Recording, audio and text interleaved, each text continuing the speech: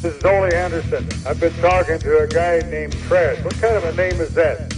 Well, I'll tell you what. Listen to this Trash Talking Radio because you're going to get the latest information on professional wrestling.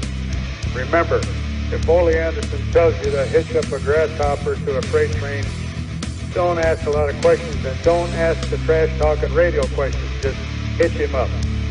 This is the Latina sensation Mercedes Martinez talking to you at My Papi Chulo, Mike the Trash Talking Radio, Tuesdays from 7 to 10. Mwah. Have a good one, ladies. This is Bobby Lashley. You're listening to Trash Talking Radio, 7 to 10 every Tuesday night. Hello, all you Preakness Humanoid Lifers, 7 to 10 every Tuesday, TrashTalkingRadio.com.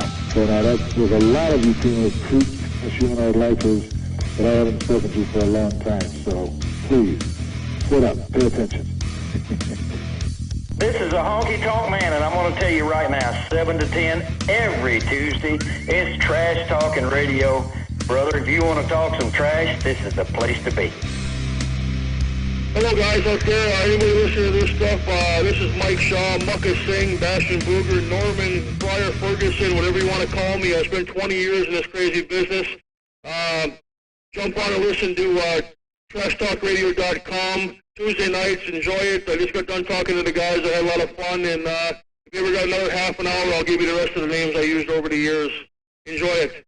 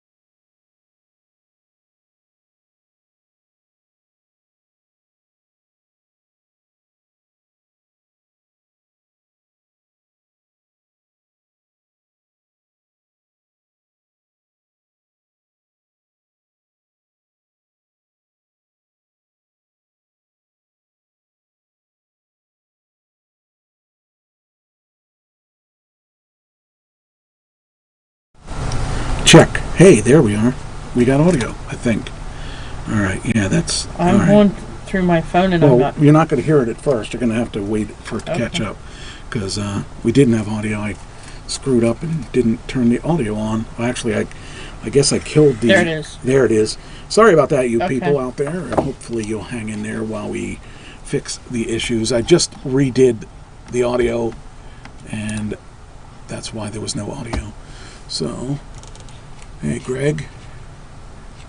Is that who you were pointing out? There's Wolfie in there, too. Why don't I see him? I should see him. I usually see him. I don't know. That's weird. Well, he came in before you brought yours up. Oh, okay. Hi, Wolfie, if you're there yet. So, sorry the sound was late. Better late than never. Well, not in the case when you're supposed to be a radio show. You should have your audio. I had deleted an audio input because I was getting a weird delay on it. So. Okay. As long as it's not that screeching. Well, I had to put it back in. So hopefully that screech is not there. So, all right, let's get the show going. I guess we'll go straight to the movies. Well, I'm just checking to make sure everything is running. It looks like everything's running. So I don't think I have any issues with that. Yeah. Well. Hi, Jen. Jen who? My girl, Jen. You're Jen. No. Okay. You're Jen. Why don't I have her? She should show up. I don't see her here. I see her here. What's that and that? This is my phone. Is that people in the chat room? I guess, but I don't. I should see her then. Unless she disowned me, which could have happened. Because, see, I see her on my phone, but I don't see her here. Yeah. That's weird. All right, well, I don't know. I don't understand. Anyway, she misses us. Maybe you see, maybe the people in the, maybe the people mobile. Could be. Are on a separate chat system. I don't know. All right, let's get things rolling. I guess I got to be over here because I repositioned the camera. All right, time to roll on to the next segment. Time, like you said. Wait a minute, I got to set this up so that we have... that's weird. Oh. What? Oh, that's yours. I was trying to figure that out. Okay. What? I was trying to figure... I hit your screen, and it was like, huh? That doesn't seem right. Now I got it. I'm ready now. All right. Are you really with it today? Well, no. This change that I made has me a little confused. All right, we'll talk about the movies because the movies are what it's all about. We got one movie last week. It was Birds of Prey. You said it was going to do 40 million. Ashley said 45 million. It did 33,250, and I said it was going to do 35. So that's a point for me. Yay! All right, but down below we have the big three. We all said Birds of Prey were going to be first. That is true. We all said Bad Boys was going to be second. That's true too. But 1917 was third. You two said that was going to be the case. She said 59 million. You said 60 million. I did not add these up. So let's see here. Wait a minute, do I get the calculator? Hurry up. I got it. Add 33 plus 12 plus 9. What is that? 54. So she won. She was below. Don't tell her that. So that means I won one, she won one. Don't tell her. You won none. Don't tell her. So this week we have two of them. We have the first one here is the one you've been waiting for a long time. Yep. And it is Sonic the Hedgehog. Plays Vin Diesel? I think so. Okay. I did not know that. Let's see what it says. I'm a little confused by that because I didn't know Vin Diesel was part of that project. But hey, what the heck? You know, you get to do some cool roles sometimes, and sometimes you don't. Sometimes you feel like a nut. Sometimes you don't. Here, let me, I can extend this a little bit, make the screen bigger, and let's see here. I need to do. Okay, what else do I need to do? I need to change one thing. Oh yeah, that's all I gotta do. Just this. There we go. And then we do this. Oh, okay, we're a little big. Didn't expect us to be that big. Ooh. Should shrink us down. Did not expect that. And I hope that doesn't mean you think you're a head shrinker now. a miracle worker is closer to Oh, me. okay. I thought I had that. Alright, I don't know if it's going to let me do it or not. I'm going to try to wing it here. That's what I was afraid of. Insufficient resources. I've over-resourced myself. Okay, what can I do here? I can probably... I know what to do. Alright, what we'll do is we'll play the clip, and while we're playing the clip, I will figure it out. So, there we go. That's what I need. So, let's see here. Then I can do this. Somewhere. Wait, which one is it? Should be 2. There's 2. 2's missing. No, it's not going to let us do 2. I need to do... Okay, I see what I got to do. There, now do you see Jen? Ken who? Jen! Jen. Hey, Jen. What's happening?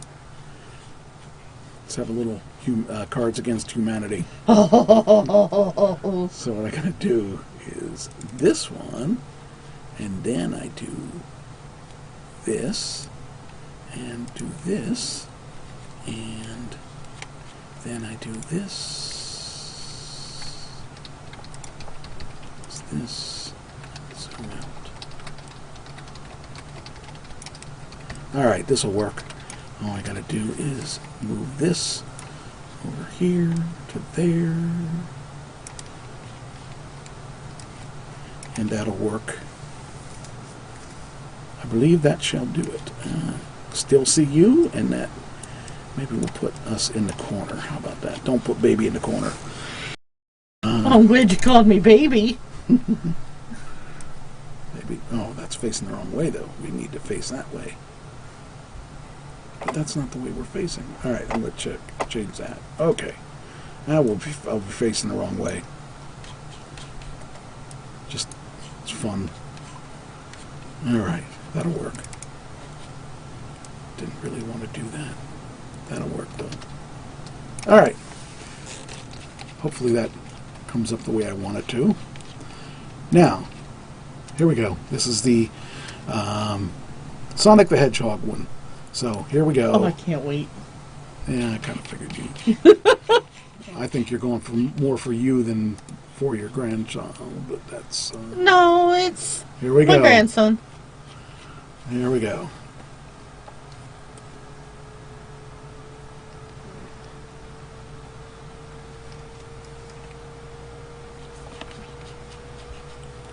Well, that... Oh, I thought that was... Oh, okay, this is a bunch of commercials.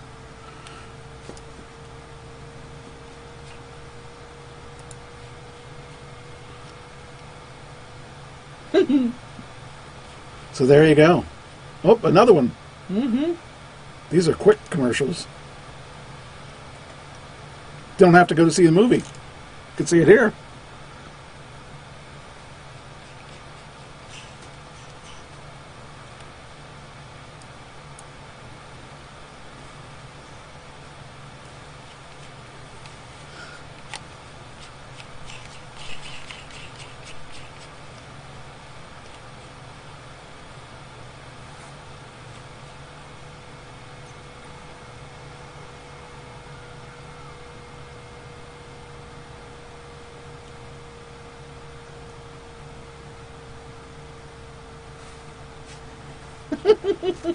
All right. So there you go. I got to stop it before the next one. Oh, there we go.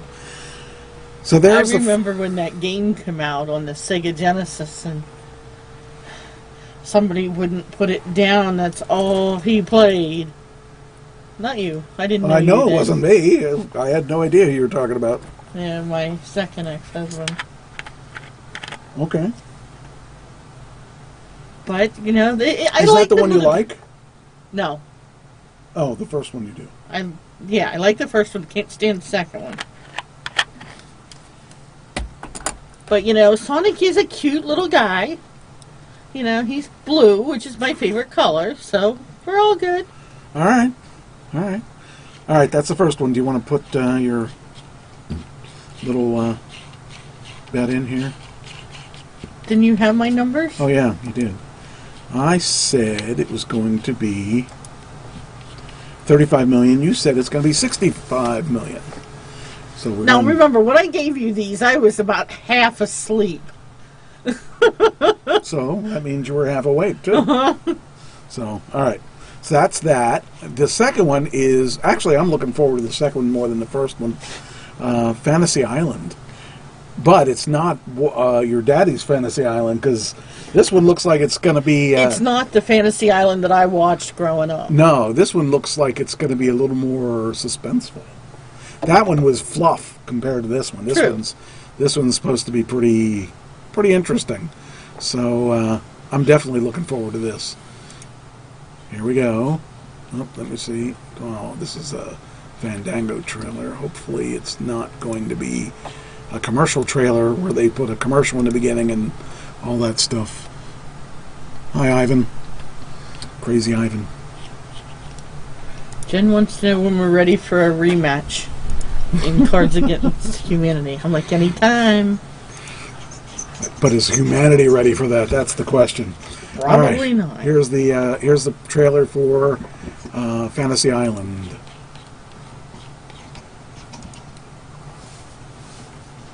Hey, look, we're there too. Hi. Hey, it's a beach.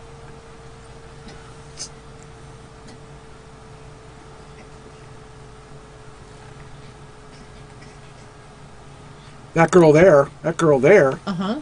she's in Walking Dead. Oh.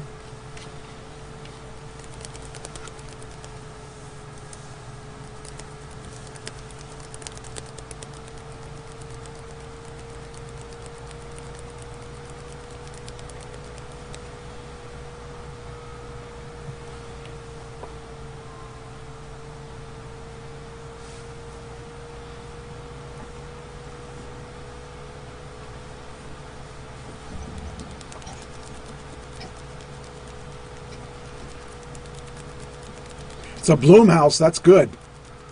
They're king of the horror. I like Getting Blumhouse stuff. chills. I'm looking forward to it. If you don't want to see that, Oh, I'll go. I I'll go. can- You know I'll go. I can take someone else. You know I'll go. Jen owes me a date. She wanted to take me out to the movies, True. but then she goes, "You always pay. I'm not going to let you pay." All right, that's the second movie. And you said it was going to be 55 million for that. I said 18. So I'm really going low on that because just the way the past couple weeks movies have been. I mean, I thought that I was sure that Birds of Prey were going to do better. Well, it's I mean, no, Valentine's that's not Day true. weekend. That's not true. You know, I was what is sure- more romantic than a Than killing? movie date with, you know, Fantasy Island. exactly. Yeah, that'll be funny. Hi, Tyler. How you doing? Hi, Brennan. Jen doesn't do horror movies, see her out there. It's not a horror movie. It's a suspense. So what if it's from the makers of Saw? What? So anyway, Are you voicing your opinion too? oh buddy. So okay, so that's the two movies. What is your big three? I already have my big three. I have Sonic the Hedgehog, Fantasy Island, and Birds of Prey. Unfortunately, I kind of think you're right. Well, then we'll just have to have the old-fashioned. Yep. Is that Which will what be you- is easier that the same because on you? Ashley's not here. Is that what Now, you? wait Is a that what minute. you want? Let's.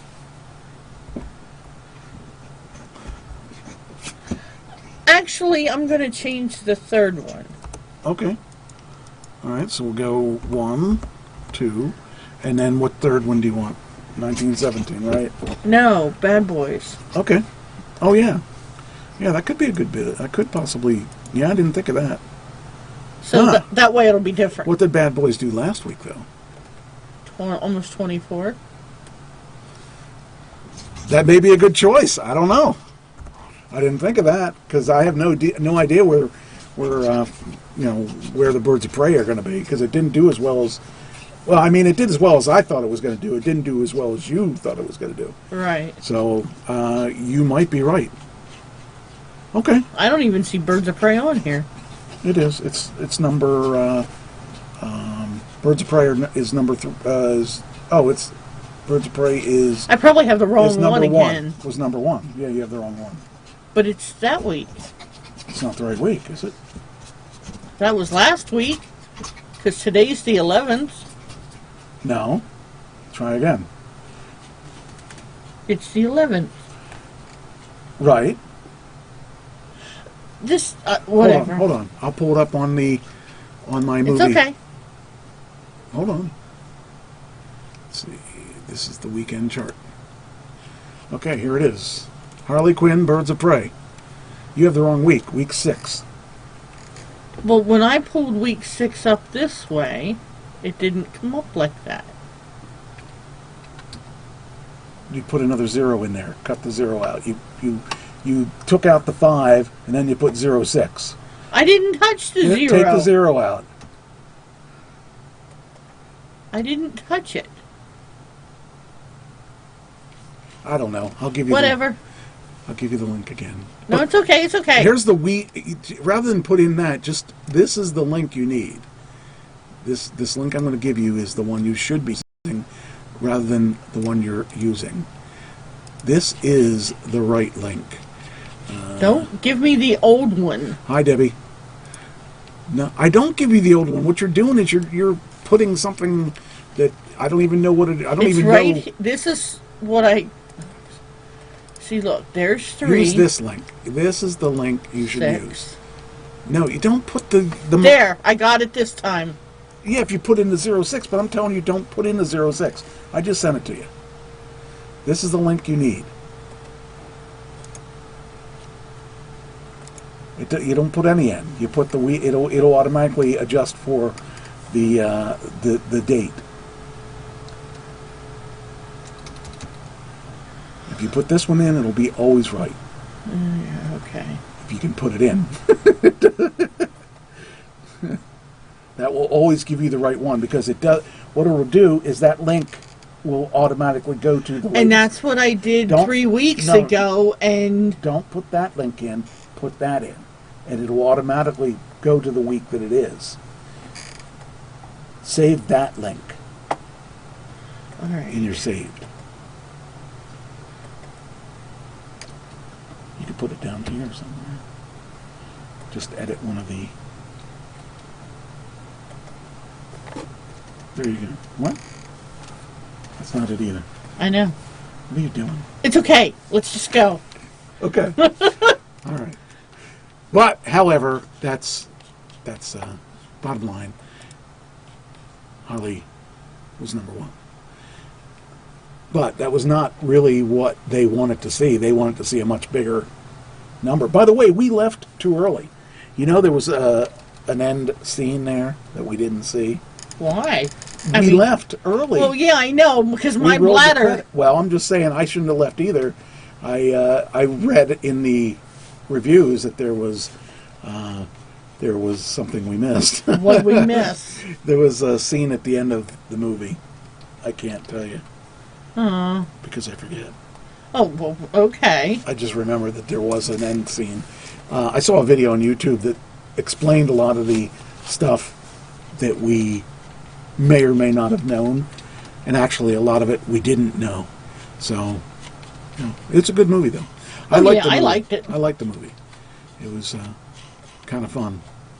Especially the ending was kind of interesting. So, all right. And you kind of have to know the history behind it. Well, that whole video that I saw was that a lot of history that we didn't know, or I didn't know. All right, so we got our stuff. We got our big 3. On to the next thing. the next thing was we had a bunch of deaths this week, Oops. which lets me know that People are just well- dying to be on Trash Talking Radio. yeah, but only one of them made it. That's true. So, all right, here we go. Death number 1, and some of these people I didn't know. Kevin Conway, best known. Well, it depends what kind of stuff you've watched. He was the star of Elephant Man and of Mice and Men on Broadway. I didn't know that. And he was Worf. Mm-hmm. Now, I got to say something that this guy is 5'6". Worf, I thought, was like He 7 looked feet like tall. it. He might have had lift in his boots. He might have had something. So, he looked pretty good for 77, though. So, you know, I don't know. I just wouldn't have never imagined that being him. But he was born in 1942, May 29th.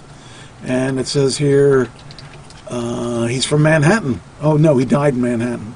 So, I'm looking here. I could go to his IMDb, or I'll go to his Wikipedia. Wikipedia is always more fun. It says here he was born in New York City to, who cares? He was the son of an Irish mechanic. He did off-Broadway. It include One Flew Over the Cuckoo's Nest, One for the Road, The Elephant Man, Other People's Money, When You Coming Back, Red Rider, and let's see here. On Broadway, he appeared in Indians, Moon Children, and revivals of The Plug, and The Stars. I don't know what that is. And it says here, his television credits are The Outer Limits and Star Trek: The Next Generation. As a legendary figure, Collis. So he wasn't, what's his name? Yes, he was Worf. No, it says he was the clone of the legendary Klingon Collis. And he starred in The Good Wife and let's see here. He portrayed Seamus O'Reilly and he was in Oz. He was in the he was Cyrus. Oh, really? He was O'Reilly in Oz. That's a big part. That was a big part. Nobody liked him. He was like in Oz, he was the double crosser in Oz. He played everybody. I thought that was funny. You're still looking up? I have to check this. It says he was not him. It says here, he made a guest appearance on Star Trek: The Next Generation as the clone of the legendary Klingon Collis. He was not. That's bull. I'm just telling you. Well, look up, what's his name? Look up, I forget the guy's name now. Worf. Is that what you said? Worf. Okay, wait Go a to minute. Wikipedia and look up Worf. I tried that and it didn't work. Oh, didn't it? Okay. You could always say who played Worf or whatever. Let's see. Michael Dorn. So you're killing off Okay. Michael Dorn. I want to know how tall Michael Dorn is. Bet you he was taller than that guy, 5'6". Michael Dorn was. Oh, it doesn't have. I think he was probably much taller. Yeah, it looks like it. So there. Hey, I bought it until I started reading it. So he's the one guy that died. Then we have, this is sad, Orson Bean. He's been around forever. But unfortunately, not around now. His real name was Dallas Frederick Burroughs. I wonder where Orson Bean came out of that. What's that say? Well, I know he played on Dr. Quinn, Medicine Woman. Oh, okay. That's how I knew him. Well, it says here he was 91.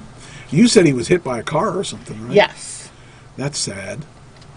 Let's see if it says, in an interview with the Tonight Show with Johnny Carson, Bean recounted the source of his stage name. He credited his origin to a piano player named Val at Hurley's Log Cabin, a restaurant and nightclub in Boston.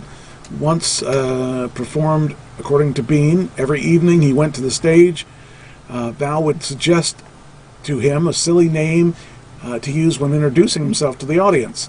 One night, for example, the piano player suggested he should be Roger Duck, and the young comedian got few laughs after using that name in the performance. On another night, he suggested Orson Bean, and the comedian received a great response from the audience. So that's where his name came from. Cool. And he was a rising comedian, according to this, in 1952. So he was in a lot of stuff. It says game shows, doing stand-up comedian, doing stand-up comedy and magic tricks, and passing on a wit and wisdom. He was a regular on I've Got a Secret and What's My Line, and To Tell the Truth. So he became a regular pianist on To Tell the Truth. Oh, panelist, not pianist. I'm reading from across the room, so that's why. He was on Super Password and Match Game and Concentration. Well, see, I've been watching some old reruns of those, and I haven't seen them on there. Well, if it's on the internet, it's got to be true. That's true. So, yeah. So on February 7th, he was walking on Venice Boulevard and Shell Avenue in the Venice section of Los Angeles. He was struck by two drivers, with a second vehicle striking him fatally. The car, which was traveling westbound, did not see him, and he clipped him, and he went down. And secondary vehicle driver was distracted by people trying to slow him down. When the driver looked ahead, a second traffic collision occurred, and it caused the death of Orson Bean. That's sad. Yeah, because I heard somewhere that he was jaywalking, so I don't know. He was barely living. That guy was struck down in his 90s. So he had a long credit. Call Dr. Quinn. Maybe she could have saved him. Maybe. Or maybe if they called Dr. McCoy. Well, true. Star Trek. Yep. Although it's the wrong Star Trek. Although he wasn't on that Star Trek. He was in a lot of stuff. He was, man, he's got a long, I can't even read all these, so many things he was in. He is in Modern Family. That's a new one. He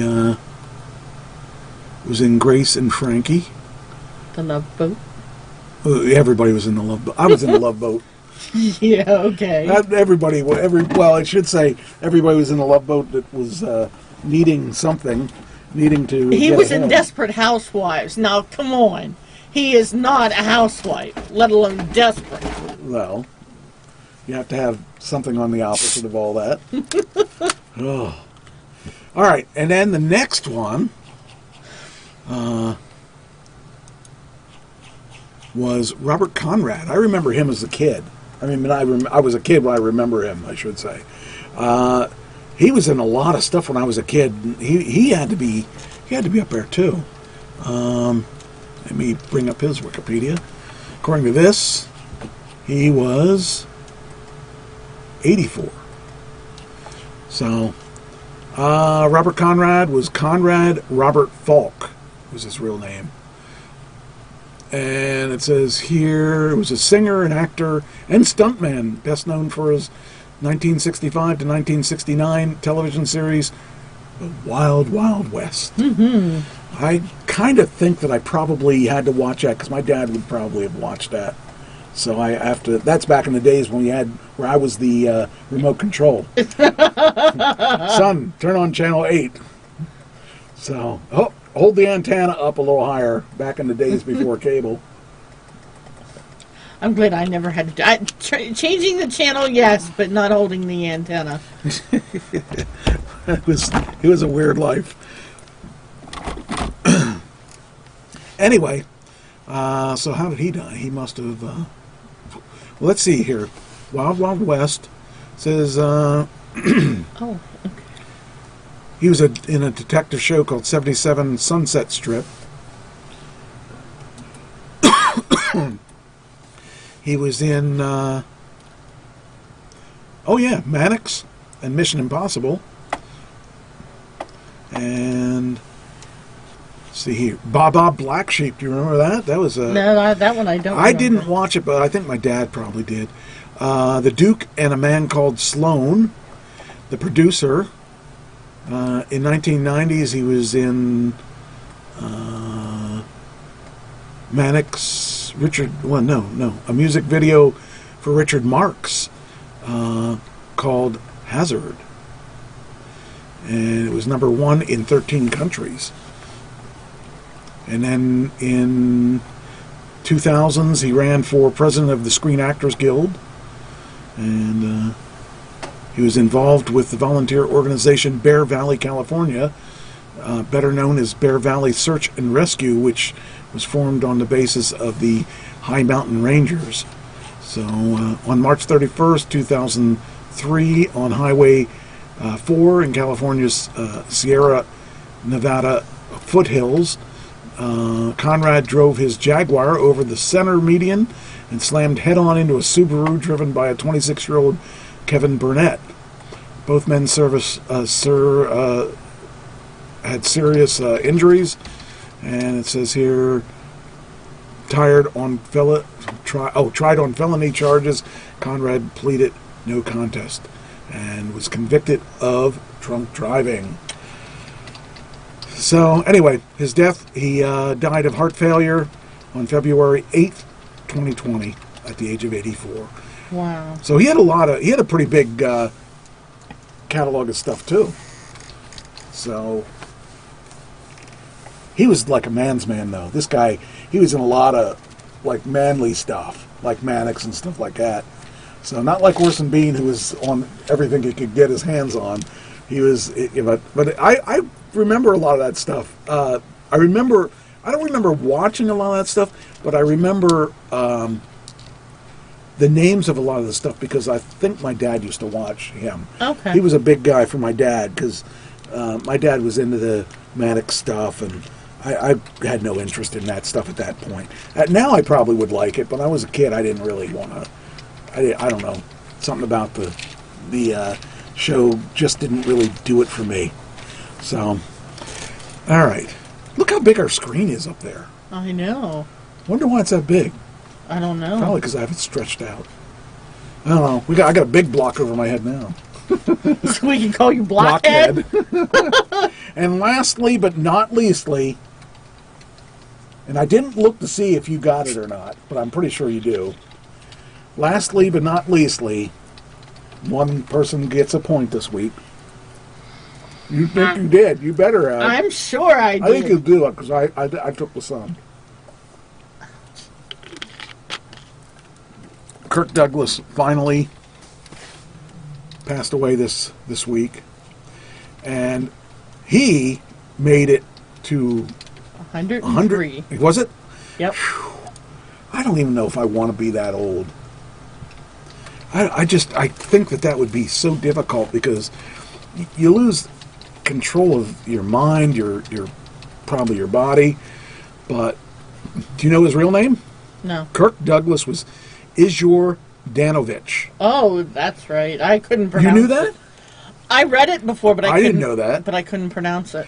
Yeah, he started early. Oh man, born in Amsterdam, New York, and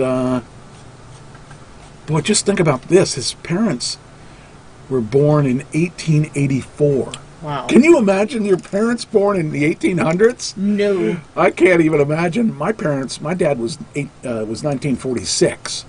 So my dad was 49 and my mom was 51. Wow. Yeah. But he was a good-looking guy. Oh yeah. And he was a wonderful actor. His career was 1940s, 50s, 60s.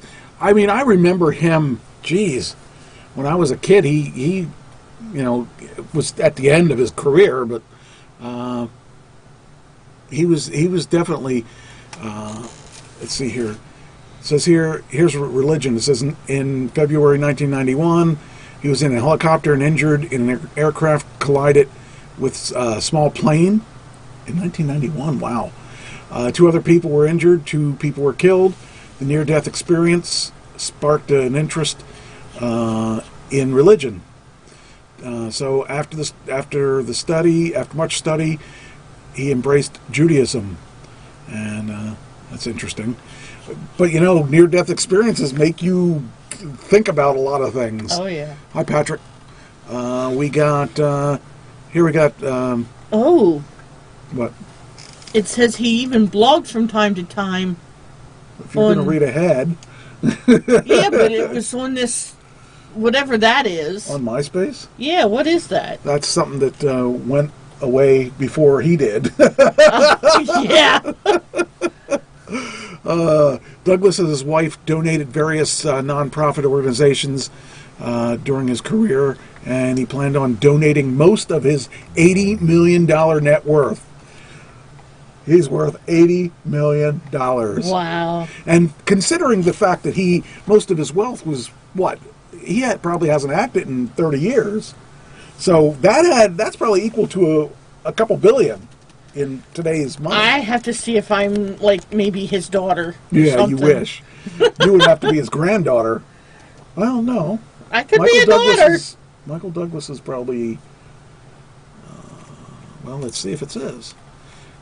Because Michael Douglas being the son, Michael Douglas was born in 1944. So, yeah, you could be. I could be a daughter. I told you. I didn't think Michael Douglas was that old, but I guess he is. That's the thing. Why? You have him on the Deadpool list. Your father is 103. You better hope he dies before you. Yep. Yeah, I think I have Michael Douglas, and you had, I'm pretty sure, let's see. Let's look right now, because it's time. All right. I didn't clean that up, did I? I thought I was going to clean that up. Nope, but I don't have access to that. Yeah, you do. If you have this, you have access to the spreadsheet. Not on my phone, I don't. Oh, okay. Kirk Douglas, yep. So we got to make that a different color. What? I guess we used yellow. So we'll make that yellow. I need to clean that up. I forgot that I didn't do that. All right. Let's make sure that nobody else of these died yet. Clint Eastwood didn't die this week, did he? You tell me. You were the one that guessed that before. All right. So it looks like everybody else is... One of these years I will be right. All right. Yeah, it looks like everybody else is still alive yet, as far as I can tell. Okay. I need to clean that up. I forgot that I didn't clean it up. I guess I got to work on that. So. Well, hello there, puppy. All right. What? Here. Come here. It's all right. Yeah, he's a good bud. You're a good boy. All right, so that's it. You got the first point. Yes. I hope you're proud. See, screw you guys in the movies. I get the Deadpool. That's right. Hope You kill 'em. Hope you enjoyed You kill killing 'em. him. Killed another one. Yep, another one bit the dust. Yep. So there we go. There's our deaths. We got a lot of them in 1 week, though. We didn't get any for all month, and then boom, they're all going at once. What, puppy? It's okay. Well, he's upset about Kirk Douglas. I'm sure he is. He was a big fan. Yeah. Big fan. So What? what's up? Let me see if I have anything that he could be happy about. Oh, He just knocked that over.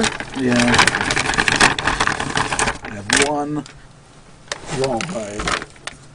Where's he at? Behind me.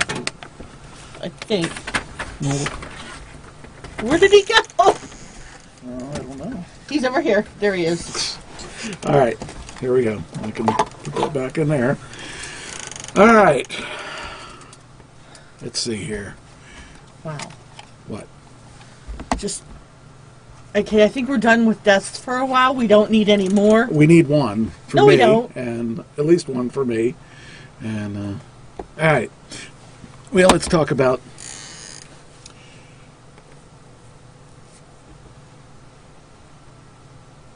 I am working on a couple projects. Yes. I've been doing auditions like crazy. I did a big audition Wednesday, which I didn't get the part. It was a lead for a movie called Mercy. Now, they didn't give me the part, but they said, we like you and we want to see you get some work. And they gave my information to another director who I'm auditioning for tomorrow. And they want to potentially offer me the lead in their movie. Okay. I'd like that, but we'll see what happens. And then Thursday and Friday, it's possible I may have a job for a major movie in Pittsburgh. So we'll see if that comes to fruition. But they called me today, and I missed their call, and I called them back, and you know how it is. But I have something they need and want and desire. Mm-hmm. And if that's the case, hopefully we go to Pittsburgh and for 2 days and see if it. I want it. I really want it. Thursday and Friday. Yep. This is a major film that I've been trying. This is my third try to get on this film, so I hope it happens. But we'll see. Hopefully. So what's that say? Reacted to your comment on his post. What are you doing? He's now an official yard jockey. Oh, huh? Okay. All right. All right. Next thing. Oh yeah. Then I did an audition for a music show. They wanted 2 videos, and they heard my voice already and liked my voice, so they wanted to see me in my band getup and all that stuff. So I had to do 2 videos of songs that I wasn't allowed to do my own songs, but I did do one of my own songs.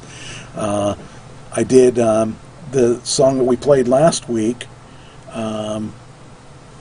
Valerie. Okay. And I also did Mixed Up Medley, which is our song that we wrote as a tribute to a bunch of songs. And believe it or not, YouTube flagged both of them. Even though, you know, it was done out of our we did the songs. It was our version of Valerie and our version of Mixed Up Medley. And because Mixed Up Medley is so many different songs, because it's so many different songs, I got more than one claim on that song for copyright infringement.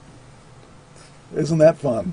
Because Mixed Up Medley starts with Romantic's What I Like About You, goes into John Cougar Mellencamp's Rockin' in the U.S., then it goes into Joan Jett, I Hate Myself for Loving You, then it goes into John Popper's Blues Traveler song, and I'm lucky it only got stopped by 2, but still it's our song because we rewrote the stuff. So I don't know, we'll see what happens.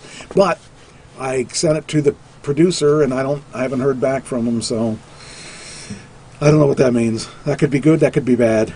So I may have pissed him off. You never know. Hope not. Because I didn't do exactly what he said. I did. You just do everything your own way. Yeah, well, that's the thing. I mean, that works out in my favor sometimes, and sometimes it doesn't work out in my favor. So, What, puppy? You can't there get was through there. something I needed to... Oh, we saw a trailer for Fast and Furious 9. Is that 9? 9? Yeah. And one of the reasons The Rock isn't in it is John Cena's in it. So I think it's interesting that is the case. So I don't think there's any heat there, but I think that they did it because, you know, they don't need too many WWE people. I don't know. Take turns, you know, they got to share the spotlight somehow. Maybe. I don't know. Anyway, the movie that I'm going to talk to tomorrow potentially audition for tomorrow. Did I say the name of it? I don't think so. Do I remember? Let me see. It's the lead. Let me pull up I forget the name of the right name of it. It is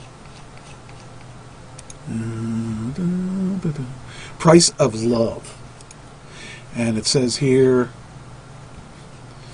let me read this to you. It says, my name is Lizzie, and I'm directing a film titled Price of Love. One of the other people in the class, I guess it's a student film, received a headshot and resume from you and recommended you for my film. My team and I would like to have you read for the lead role. Wow. So, I said, let's do it. Let's talk about it. Let's see what we got. So, and they're going to be shooting in March, the start of March. So, we'll see. Maybe I'll have a busy couple of months here because we definitely have things going. Just don't forget about us little people. Who? You're my handler. Oh, that's what I thought. The Wrangler. Yeah. That's the thing I thought was funny. So while watching the end credits of Birds of Prey, Okay. you know there was an animal in there, right? Mm-hmm. I thought the funniest thing was this animal. I don't know what it was about this. They had a hyena. Now I think it wasn't a real hyena, but it may have been. But they had an animal wrangler, and I thought of you because you're always wrangling me. So Hey, somebody's got to keep you in line. So it's kind of fun because, I started out with 9-9 as my people Yes. that I'm working with. Mm-hmm. And I found a couple others that I don't think I'll renew with 9-9. Okay. That the one is the Chicago Fire people. Okay. They went through Backpage. Oh. I think I'm going to go with Backpage because they had a lot of listings 9-9 didn't have.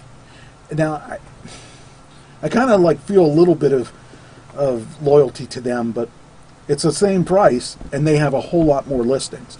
Because basically, I've applied for everything under the sun that I've gotten a chance to apply for, and I've only gotten one part so far, but I've applied for everything I could, and this place has so many. I mean, I've seen Backpage before, and I've seen so many. What's that? It's a Tesla crash. Mm-hmm. Apple engineer killed. No wonder he's an Apple engineer. Killed in Bay Area Tesla crash. Complained about autopilot. The thing is, if you crash your car because of autopilot, it's your fault. You weren't watching it. You weren't paying attention because this is not full autopilot yet. It's not full self-driving yet. You have to keep your hands on the wheel, and if you crash, it's your own fault. So that's just my commentary on it. Anyway, so I don't know. My acting career is interesting. If this music thing comes along, obviously that one's the one I want more than anything because that's out in L.A. And I would have to fly to L.A. But the whole grand scheme of things, and don't tell anybody, this is just between us and this radio situation and everything, but I'm planning on pushing my band whichever direction I get. And with the movie thing, I'm planning on getting in good with whoever I can so that I can push my TV show. So I've got ulterior motives. I don't care if I don't make a lot of money on this. But I will say that my last acting gig, I made pretty good change for what I was doing. So hey, look who popped in. Who popped in? Tell her she has to get her numbers in. We need to get we need the numbers. So yeah, why? She's not here. She shouldn't count. Yeah, well, you left her do it before she was a part of the show, so we can't let her go now. We basically got to keep her. So it's cheaper to keep her, according to the Blues Brothers. Yeah, I've heard that somewhere else before. All right, so there's my update on the acting stuff. I hope that, that these things that I talked about are coming true. I really worked on the green screen and everything, and had everything worked out pretty good. Actually, I did a Rocket in the USA theme for that song, and I love the background of that video. And actually, I could. Can I show? I might be able. Well, nobody needs to see that. I can show a few seconds of the video. What do you think? Sure. Should I? I don't know. Let's see if I can find it. I forget where I put it. Let me think about this. I got to remember. Okay, I would have done it here. That's not it. Oh, where did I put it? Maybe I put it under. Oh, I know where I put it. Under. I was going to say, I know the quickest place I can find it, but it won't do any good on my phone. On the. Oh, yeah, that's true.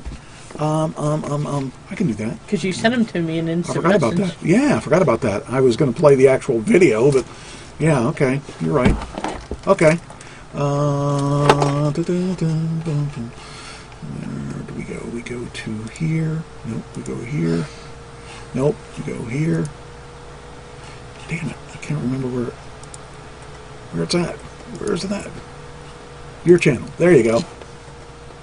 Here it is. Okay, so let's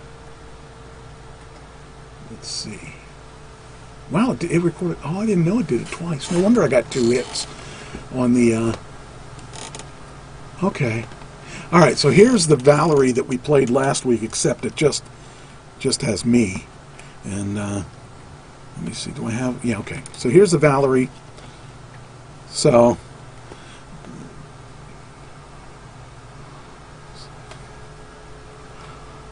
With my dapper suit.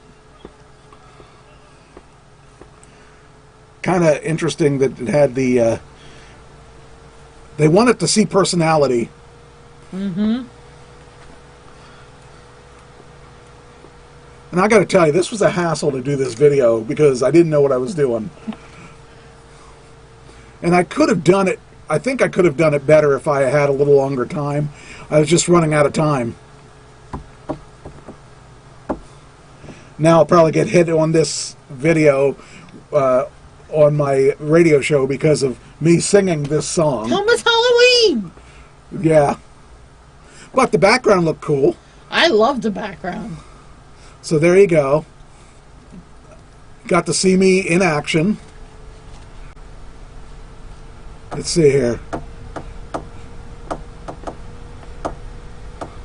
It was fun. But it was frustrating because I had to start the recorder.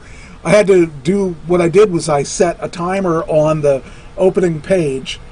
And he didn't get to see it on this one. I don't know, I must have got over right as it, I must have set the timer so that it started right as the video came up. But what was supposed to happen was a black screen, and it was supposed to go from the black screen to me. And I guess I didn't set the timer long enough so that it came to me standing on the corner. I must have just got there on the corner as it flipped over. So, yeah, that's kind of funny. But yeah, that's my one of my first jackets. I think I was wearing that jacket in 1981-ish. I can't believe I still have it. And the lapel was done by my sister. I like that jacket. Yeah, I was gonna take the Mike Trash thing off of it after a while because I thought I'm not going to use this anymore for music or wrestling. That's not true. No, I mean, you need to keep it because that's who you are. And I wore my tuxedo jacket shirt. I don't know if you noticed that. All right. So the other song was, I'll bring up the other song. Then the other song was this one. I did it twice because I guess I thought that it didn't take the first time. So this was the first, or the other song that I did. This is a tribute to Bruce Springsteen because he used that background. So now I got to use that background. And if you ever say I can't dance again, just remember this video. Mm-hmm. And let me tell you, that's a lot of work when you're concentrating on the music to move around and make sure you don't screw up the words.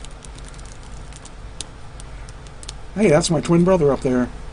See? Your brother from another mother? Oh, wait, which way do I gotta... I don't remember which way. I guess I gotta go that way. There we go. There he is. Hey, where's my hand? Hello? Yeah. So, that was the 2 audition tapes that I did with that.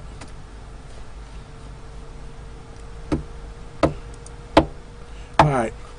Oh, nice twist, nice turn, and nice Uncle Sam Band video or graphic on the back. I spent a lot of money on that vest, might as well show it. And you get to see me dancing Hey, my your heart pain away. in the butt wants the link to your OneDrive. For what? For the So video, she can for the- see what you two, or what we guessed, and Well, she it don't guess shouldn't the matter. same. It shouldn't matter. Her loss.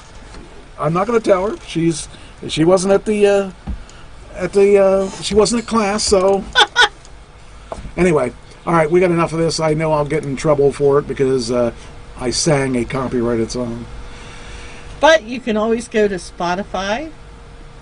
You can Not listen. this. You can't hear this. No, song. not for this. Or But Valerie, you can't listen to you either. can hear the Uncle Sam Band But on Spotify. Actually, if you want to hear these songs, you can go to my YouTube and you can listen to your heart's content because they're still there and available for listening.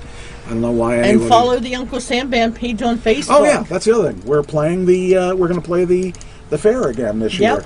The Grange Fair, La Grange, la. No. How. No, that's not what it is. Hey. We're playing La Grange Fair again this year in Centra County. That's the way it's spelled, Centra County. Centre. County. So, that's funny. Anyway, I'm glad that we're going to be playing that again, even though it was the hottest day of the year. Well, maybe because it's Monday this time, it won't be. I don't know. I just hope that they have paramedics in case I die of dehydration. Yes, that day. there are paramedics there.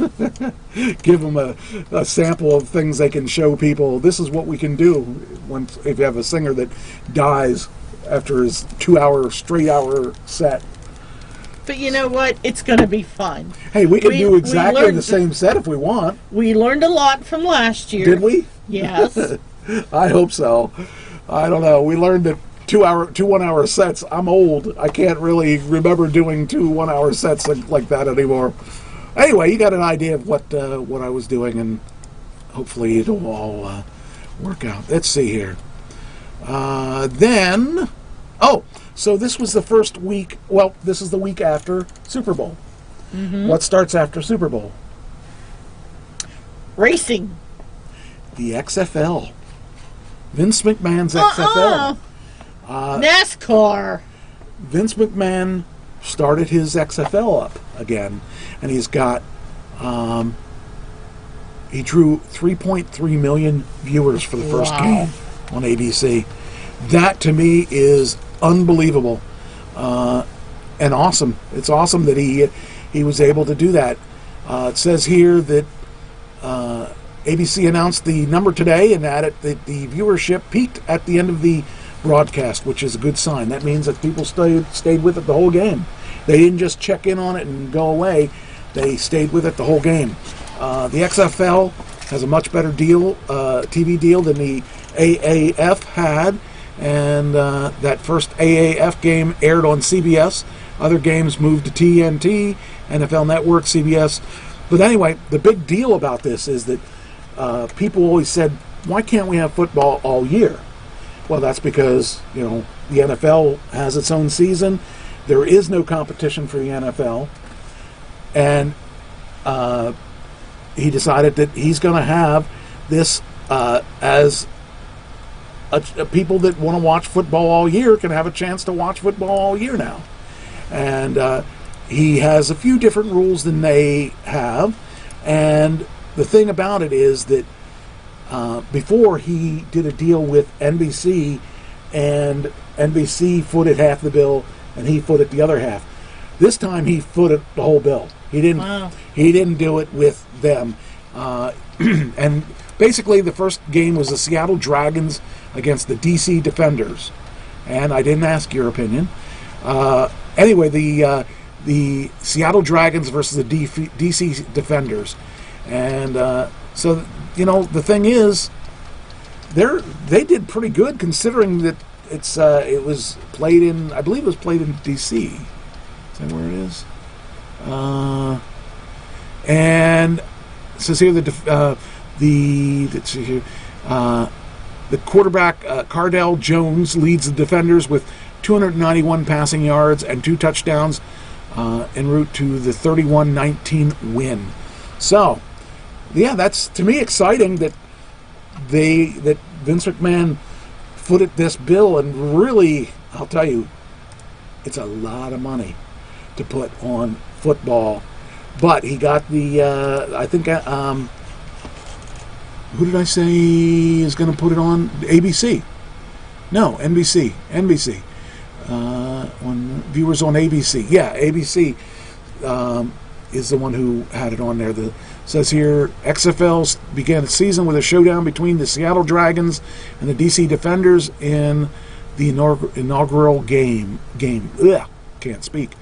And it says here, former Ohio State Buckeyes quarterback Cardale Jones leads the Defenders with 291 passing yards and 2 touchdowns for the win. So that's cool. And also, I want to look at this here. So they got their 2020 schedule. Now, they only have, is it 8 teams? I think it's 8 teams. Let me check here. Check the Wikipedia. So, it's a professional American Football League owned by Vince McMahon's Alpha Entertainment. And its headquarters is Connecticut. Of course. That must be why they moved their building to house both of those things. And it says here that it's controlled by World Wrestling Federation or World Wrestling Entertainment and NBC, and ran the original one was controlled by the WWF or WWE and NBC, and ran a single season in 2001. And this one has a similar structure as the one in 2001, but it's been a little change on it.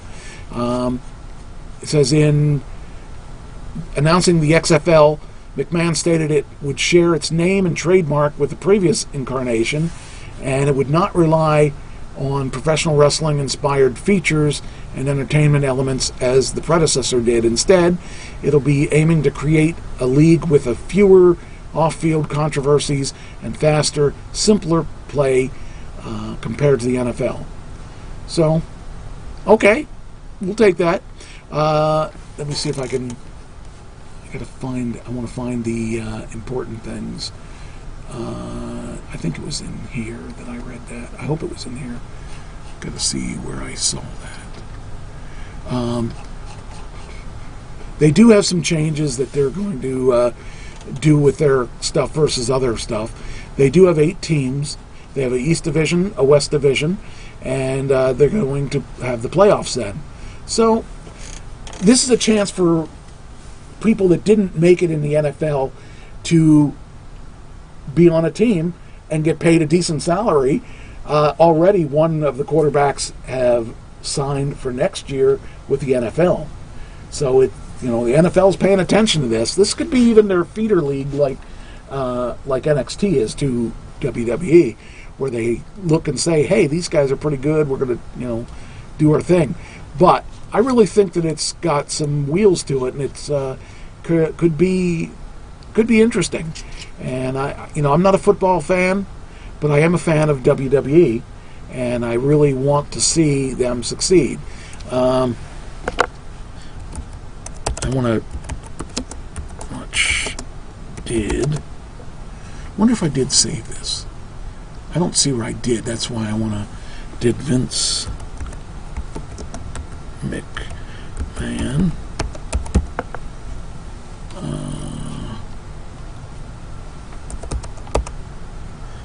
spend on XFL XFL. There was the amount of money he spent was just unbelievable.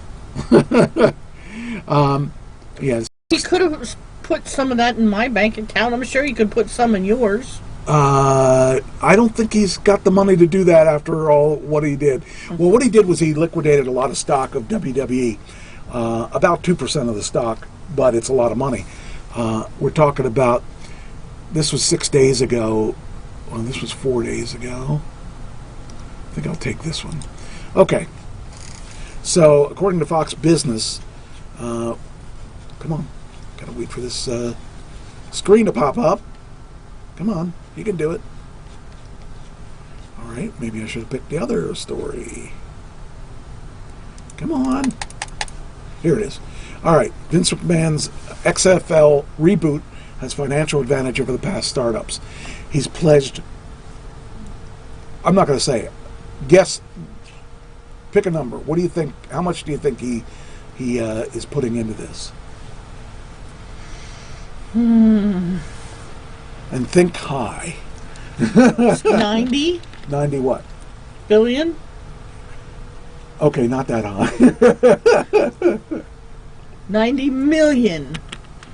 A lot higher. Wow. Try $500 million. Wow. The XFL reboot, it is inaugural. How do you say that? Inaugural. Inaugural. Its initial season, with a key advantage with most past startups that have failed to survive, including the original version. It says here, the creation of new professional football leagues require a massive upfront investment to cover the cost of player salaries, insurance, operational costs, and other expenses. Past football startups have been doomed, like the American Football League, or the Alliance, the AAF, the Alliance of American Football, were unable to raise the cash to get past the initial growing pains. I mean, that's really where you need to pay attention, is the initial time, because you don't have any money coming in. Right. You got money going out. And it says, unlike the AAF, the XFL will not have to rely on any outside investors. Last time they had all kinds of investors, and they were all antsy and pulled out, and it crashed the whole thing after one season. McMahon has pledged $500 million from his personal fortune to fund the XFL. With initial funding established, the league has a chance to last long enough to land the lucrative media rights and corporate sponsorship deals. So basically, if you were working for XFL now, your whole thing is go out there and sell ads and sell sponsorships and stuff like that, because they don't have any of that. The sponsorship is WWE. That's it. And for them to get past that, they got to dig up people to spend money on the XFL. Plus, all 8 teams are owned by McMahon. Now, let's say you wanted to have a team. I'm sure he would say you can have a team, but it's going to cost you this amount. Right. You know, it's really only business. And so he's making money out of that, too. Well, he's not making... Right now, he's funding the whole thing. And that's one way he could make money, because if you...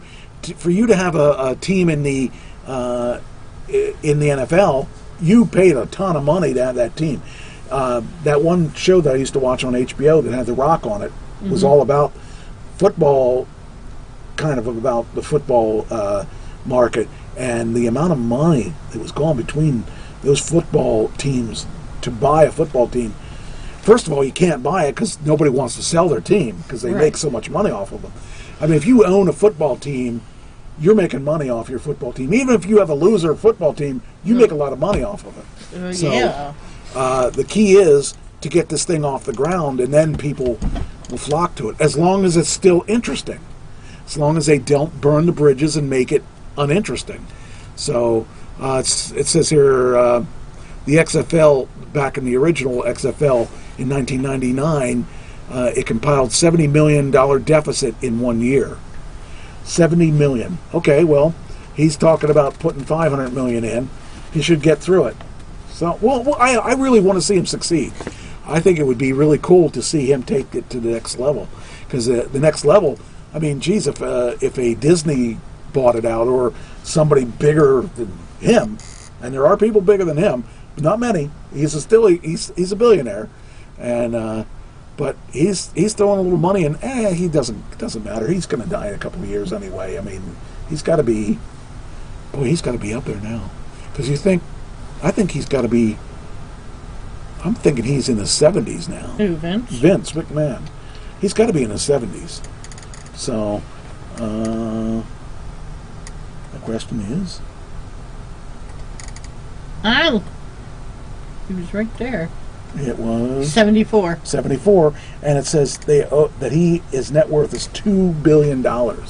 He's taken a fourth of his net worth and putting it into this. Wow. Can you imagine that kind of money? Hey, wow, there's the canvas that I used for my video. I hate Google. It really tracks everything you do, and it really, I kind of think it's funny because it told on me. Anyway, so, that's interesting that the XFL is going to be into that deep. So he could do well, or he could not do well. I think he'll do okay because I think people... Oh, here it is. Okay, here it is. On January 25th, Alpha Entertainment announced the incarnation of the XFL, which would be a 10-week season beginning in January or February. And in the press conference, he stated the XFL would be dissimilar to previous incarnations, stating that there are so many things that the FL on the end of them are already taken, but we're going to have much of what the original XFL stated, that the league would feature 8 teams as a single entity owned by Alpha, and the previous entity was also a single league, which had been revealed in 2019. Alpha was established in order to keep the league's management and operations separate from the WWE. McMahon's prepared to spend $500 million, 5 times as much as his investment in the original XFL. But see, Wikipedia, well, as of May 2019, they said his net worth was $3.2 billion. Yeah, I mean, that goes a little bit with whatever the stocks are going for at the time. But you never know. It would be interesting. He liquidated, according to this, where's it at? McMahon's prepared to invest $500 million, 5 times as much as his investment. The XFL's decision, it says here, he liquidated an additional $270 million in WWE stock. That's 4% of the WWE in March 2019 for additional funding for the league. So that's almost $1 billion. That's $750 million to do this. Wow. I guess he's serious about it. Yeah. If not, he should be committed. I mean, he is committed. So I just found that really interesting. Like I said, I really applaud his courage to do this. This is a lot of money, and he, I guess, being a billionaire, can do that kind of stuff. So, Super Showdown is coming up in a couple weeks. Now, Super Showdown is where they go to Saudi Arabia, right? And they're going to do. Really, it's a pay-per-view that they scheduled, I think, the next 10 years in Saudi Arabia, at least once a year. So that in itself is interesting, but some of the things that they have on the card are really interesting. Goldberg is going to be on the card. Oh, nice. Now, Goldberg's in his 50s, okay? Do you really want your star to be in his... I guess he's over because he's... No, it can't be. It doesn't make sense. He's Jewish. I was going to say it, but Jewish people and Saudi Arabian people, they don't get along, right? I don't know. I don't know. But, he doesn't work. He doesn't have the hectic schedule that the current talent does. He's also a sucky wrestler, and always has been. Hi, Amy Sue. And was, he was just always into the thing about him was he was protected, and his matches were kept short because he's not a good wrestler. Wasn't ever a good wrestler. So that's about all I want to say about wrestling. But I just wanted to bring that up, that he has another chance to do his duty. Another one on your boyfriend. Woo! Dog the Bounty Hunter. She's moving out. I guess she isn't going to be living with Dog anymore. Good. He deserves me. Well, I would imagine he'll be calling you shortly. Dog the Bounty Hunter is no longer living with Moon Angel. We've learned that she's packed up her things and moved out of his home. So this is close to the dog. Tell TMZ, Dog and Moon sat down this week for a deep convo, and he thanked her for everything that she's done for him since his wife has passed. Dog told Moon he's ready to move on, and she saw the writing on the wall. Time for her to move out. We'll see. We'll see if he did that or not. So I just found that interesting because we just talked about that last week. I think last week or the week before. So last week because it was his birthday. Yeah. She died, how long ago was it? About a year was or two. Was it that long? Okay. Hey, I know what it's like to lose someone and really move on. It's really tough to move on because you always want to pay tribute to that person, and she had to be an angel if she put up with him. That's all I've got to say about that. So I know you're a big fan of him, but yeah. I know that he has had his issues. Well, of course he's had his issues, and he's talked about those issues while he's, if you've watched the show, he'll say, he was in prison, that he was a convict. Sure. And to see him now, that, people can change if they want to, but they have to want to. Obviously, yeah. Birds of Prey, we talked about that a little bit. Went astray with 33 million opening, and I don't think that's a number that they expected. It says in the wake of hitting highs with Wonder Woman, Aquaman, and the highest grossing R-rated film of all time, Warner Brothers hit a pothole with Suicide Squad spin-off Birds of Prey, opening well below projections with a 33.2 stateside and 81.2 worldwide, 48 million from 78 offshore territories. This wasn't the lowest DC of recent box office history. That belongs to Josh Brolin's 2010 Western Jonah Hex. You know what? I don't even remember that movie coming out, to be honest with you, and I've been going to the movies pretty heavily for a long time here. It says the domestic opening is well under the 50 to 55 projected, which would have been right in line with what you were saying. So you must have read this article. Nope. But it was... I talked to Teresa Caputo. Long Island Medium. Oh, apparently she's wrong. And under the 45 million, which Warner Brothers was hoping for. So they should have talked to me. I could have given the poop on it. Because I knew it was going to be there. Oh, speaking of which, I have Ashley's numbers then, too, after the show. You have it after the show. Do you want them now, or do you want them after the show? If I have I don't have the spreadsheet open anymore. So after the show will be good. So, all right. So that was that. Do you remember Motley Crue? Yes. Smoking in the boys' room. Yep. Well, okay. You can use that one if you want it. That's the only one I remember. Well, that was probably one of their... I mean, that was a remake. So, wait a minute. Before we do that. What? No, okay, I'll do that later. I don't need to... I got enough stuff to... Oh, I must be hitting the wrong button. Oh, okay, that's why. I want to save that one for later. Anyway, Vince Neil. Vince Neil's... Now, you know these services where they'll pay a celebrity to make a phone call for a birthday or whatever it is. Mm-hmm. How much do you think Vince Neil gets for a video for a cameo. $1,000? Well, actually, he's a deal then. $400. Oh, okay. And here is one of his.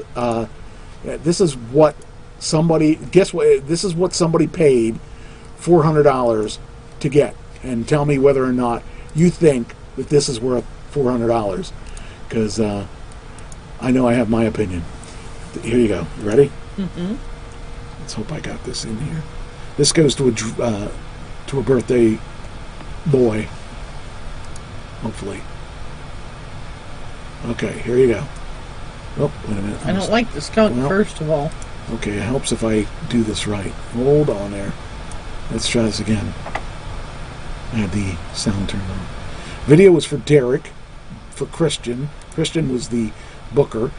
He was supposed to say happy 40th birthday from Derek to from Christian, Mom, Tanya, Ethan, and Blake. Shout at the devil to start off this new decade and take the opportunity. Here's what he paid. Here's what he got.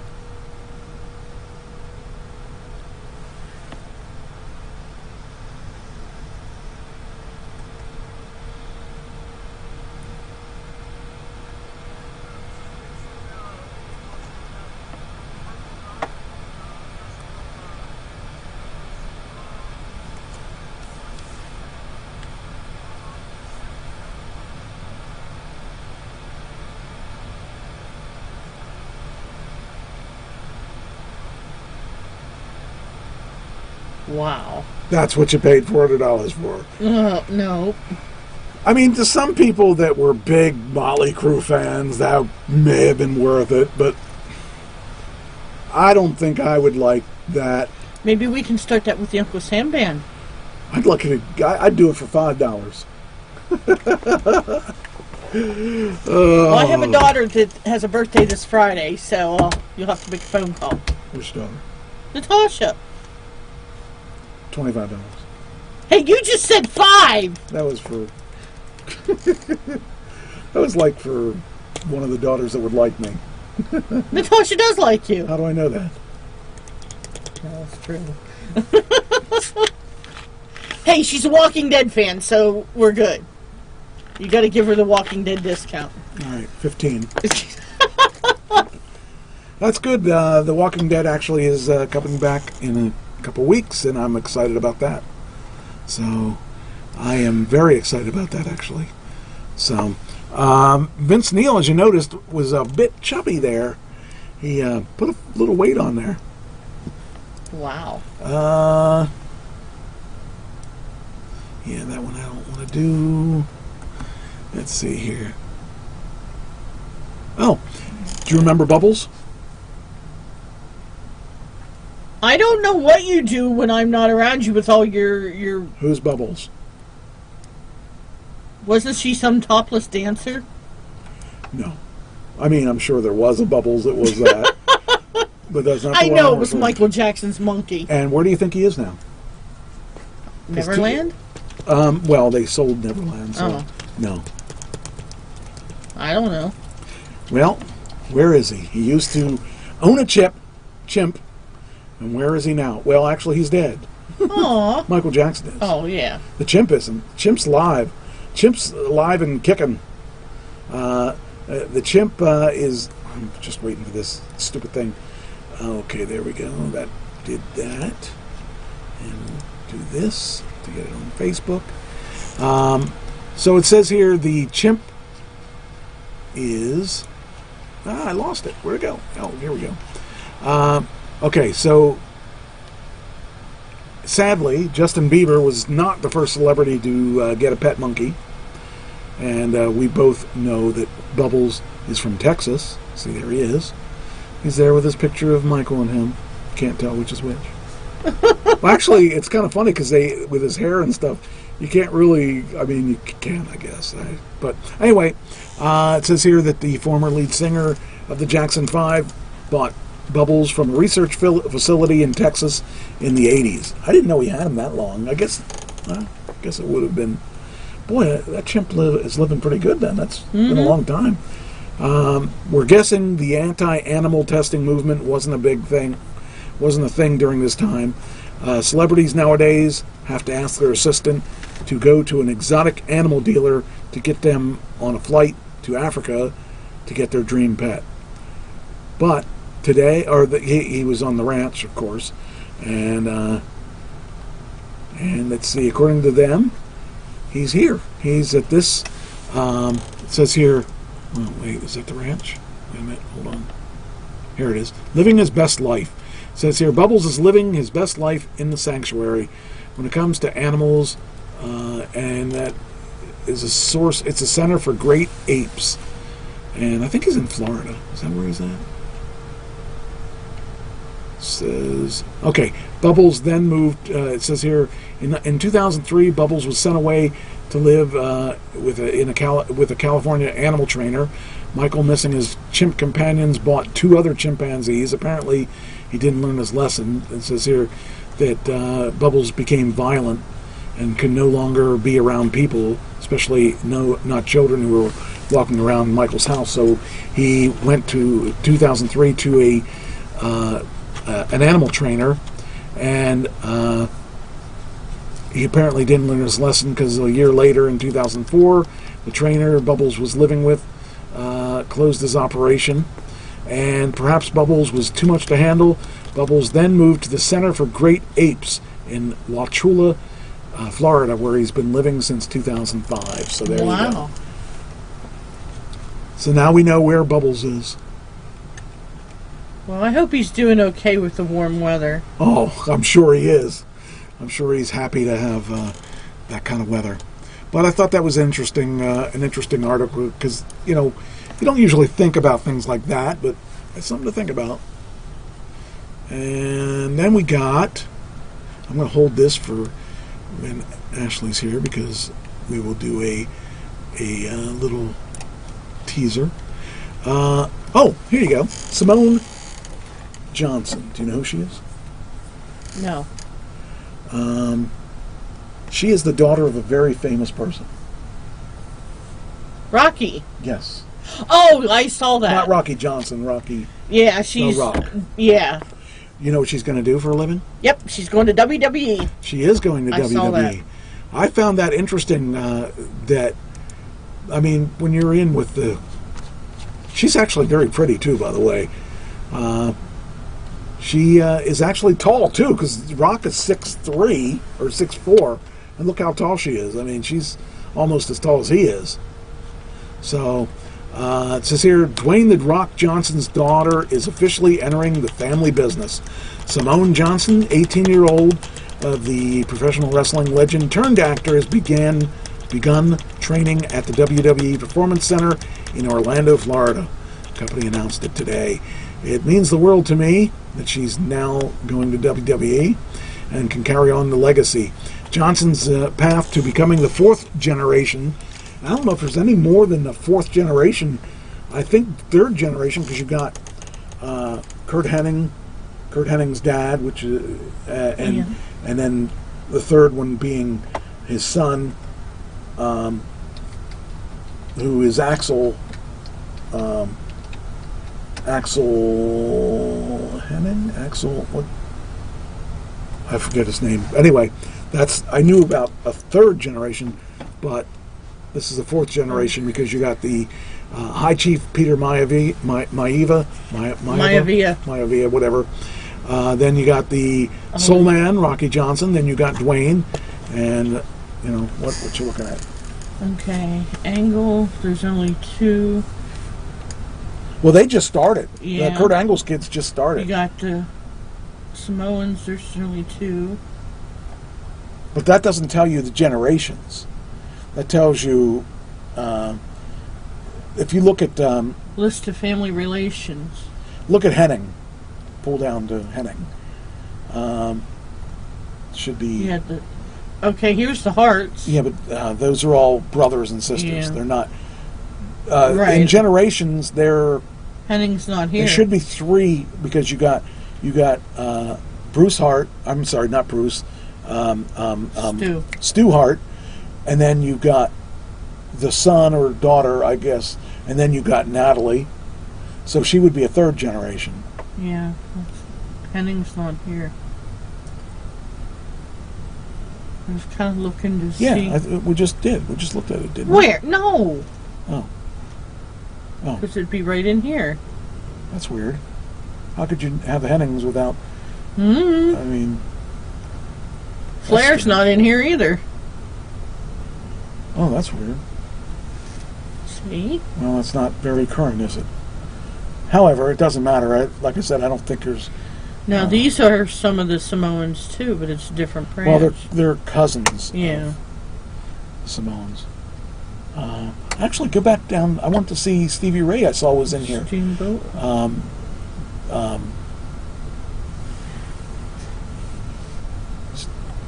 Oh, whoa! I just saw another one that I didn't know. Dolph Ziggler. I didn't know he was in Namath. I don't know who the Namath was. That was the parent. There's a couple on there that I didn't know. That's interesting. Tom and Bruce Pritchard, I knew about those. And the Sawyers, I knew about them. Shane Douglas, I knew about him. Oh, wait, that's not Shane Douglas. Steiners. Steiners, yeah. Vashon. Yeah, the Vashons are legendary. Zabiscos. Zabisco's.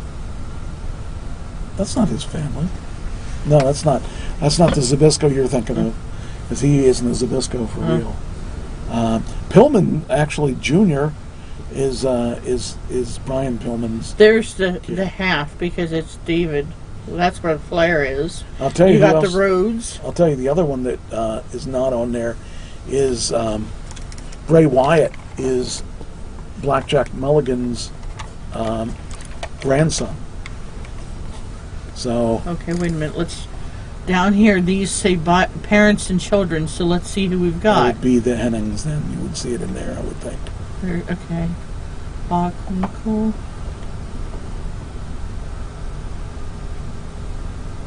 No, there's no hen. No. You didn't get down far enough. Keep going. Well, then why is there an N up here? I don't know. It's in a weird thing. There's a Flair. Guerrero. Hart. There's your Hennings. Yeah. Kurt Hennig. Oh, Larry Hennig, Kurt Hennig, and then they don't even show. Oh, okay. What they did was Larry, then they put Kurt here because he has a son. Yeah. Okay. Anyway, just kind of interesting. Yeah, because there's Rocky. Right. Kind of cool. It's really like I said, it's kind of cool to see that she's going to take up the business, and I hope she does well. I mean, Flair's daughter is unbelievable. She really turned out to be better than I ever imagined she would be. But for a woman that didn't want to be in the business, you know, what can you do? What can you say? She pulled out all the stops and she became one of the best ones. Well, maybe that's if she wants to be an actress. That's how she has to do it. She has to start with wrestling first. That must be it. Rather than have a dad who's the biggest star in the business. You even went it. You did wrestling, and now you're becoming an actor. Well, I started with music. I used my music to go in the foot of door of wrestling, and then used my wrestling to jump into your acting career. I guess. Well, actually, I was an actor first. I actually was in children's theater when I was in college. My buddy Bowski and I were the guards in all three. They didn't have enough people in all three kingdoms of the Golden Goose that we did, and so it was funny because people started saying, "Wait a minute, weren't they the guards in the other kingdom?" And then we came out the second time, and then we came out the third time. It was just that's the way it is. Well, I can tell you, I had an acting career too. Did you? Yes, I did. Yeah, you acted like you liked me. No, I was in third grade. I was in third grade too. But were you ever the lead in Goldilocks and the Three Bears? Yes. You were not. That's why I can't stand that story now. Uh-huh. But I was the lead because I was the only See where it got you? Yeah, I know. I was the only girl in third grade with blonde hair. That'll teach you. That'll teach you. I didn't want to do it. I know. You never do. Well, I've done things I didn't want to do. Yeah. I've heard that before.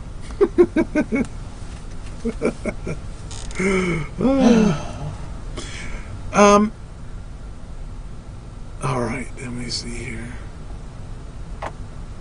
How much money do you think YouTube brings in a year? Well, let's see. Kubota's on it. What? Trish Logic, don't ask.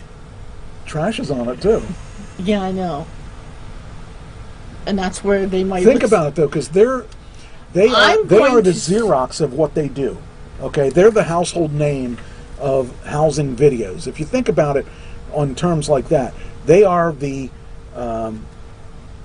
Xerox or the brand name. I'm going to say probably about $54 billion. Actually, you're high. I thought you were going to come in low. They're a $15 billion company. $15 billion a year. See, now that seems way low to me. Yeah, I would say that I was a little shocked by that as well. But, well, we're going to get into something that will... I guess we could do that now. Let's talk about that now. I mean, they're a company that... I remember when they first opened, you could only put like a 3-minute video up there. Mm-hmm. And now they house our whole 3-hour show every week. And of course, then they take our stuff off because it's copyright laws. But yeah, they're a $15 billion company. Now, in contrast, let's talk about, let's see here. Gotta see which one it is. Where's it at? I gotta find something here. There is, I have a Jeff Bezos article. I gotta find it. A puppy. We have, here it is. Jeff Bezos is the other end of the spectrum. So we got him with Amazon, and he can't find anything to spend money on, obviously, because he owns everything. Hey, I've got a bank account that needs money. And 2 years ago, what he might do is, with his considerable wealth, the world's richest person said space travel was his only option. The only way I could see to deploy this much financial resource is by converting my Amazon winnings into space travel. And he was liquidating about $1 billion a year in Amazon stock to fund his space business. He's going to fund his own space business. Now, who else has done that? Elon Musk. Right. So they should come together and do something together because they got so much money. But I got a story about that too. So we'll go to that one from here. But Bezos, this guy has got so much money. It's so scary to think about having that much money. Another guy who had that much money would be the founder of Microsoft. Right, Bill Gates. Bill Gates.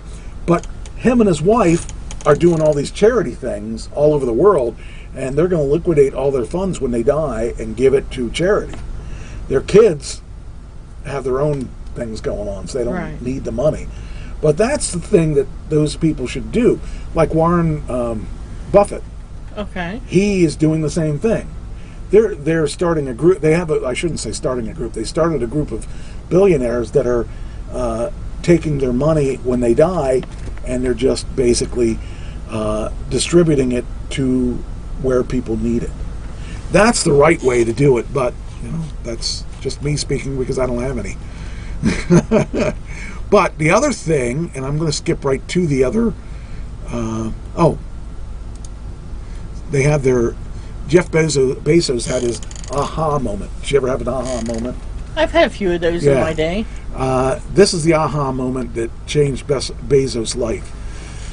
With $126 billion fortune, Jeff Bezos is certainly the richest person in the world. He may not be the smartest. At least that's what Bezos thought as a college student. Before Bezos ever sold a book online, do you remember Amazon in the very beginning, or did you know this at the very beginning, that all they did before they became this conglomerate of selling everything under their sun, they used to be buying and selling books. No, I didn't. That's what they used to do in the early days of Amazon. Wow. And they became this conglomerate because they started adding more and more things, and then they came up with the marketplace thing. You know that when you're buying something from Amazon, you're not necessarily buying it from Amazon. There's lots of people on there that pay Amazon to host their their stuff that they're selling. So, for instance, if I wanted to sell something, let's say I had a line of lingerie, and I just thought, okay. I picked the first thing I could think of. That tells you where your mind is. I always have my mind in lingerie. Or a computer company. Let's say I built computers, custom computers. Well, as Trash Computer Company, I'm probably not going to get as far as I want it to. But as an Amazon company, I have a chance of using their website, which everybody goes to. True. And when you search for a computer, let's say you search for an Apple computer, if I sell Apple computers, I'm going to be in that search list.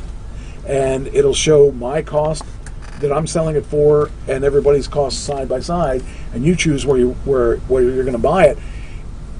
Even though it's on the Amazon website, it's not necessarily sold by Amazon. Okay. Amazon hosts it. Now what they do is they charge a premium for you to be able to put your stuff there. And so there's, like when I was working, one of my customers, actually many of my customers, sold their computer products on Amazon, and we would ship the products to either the customer or the end users or Amazon. So they had to decide which place they wanted the stuff to go to when they ordered the stuff.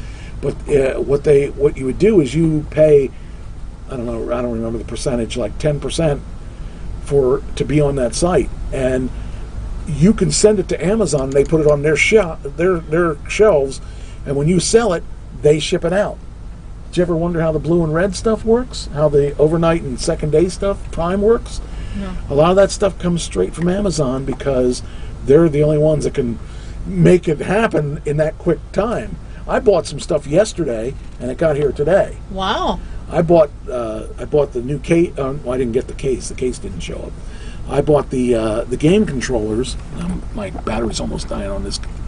I bought my 2 game controllers. They were $25, $26 a piece, and they got here today. And I bought a new charge stand, and that came today. And now, when I think about it, the 2 controllers together cost $50. They ship them next day, which means with UPS you would have spent $50 or maybe $25, probably, let's say $40 to ship that overnight. Wow. I got it for free shipping. So that adds up pretty quickly. But because Amazon is Amazon, they created their own shipping things.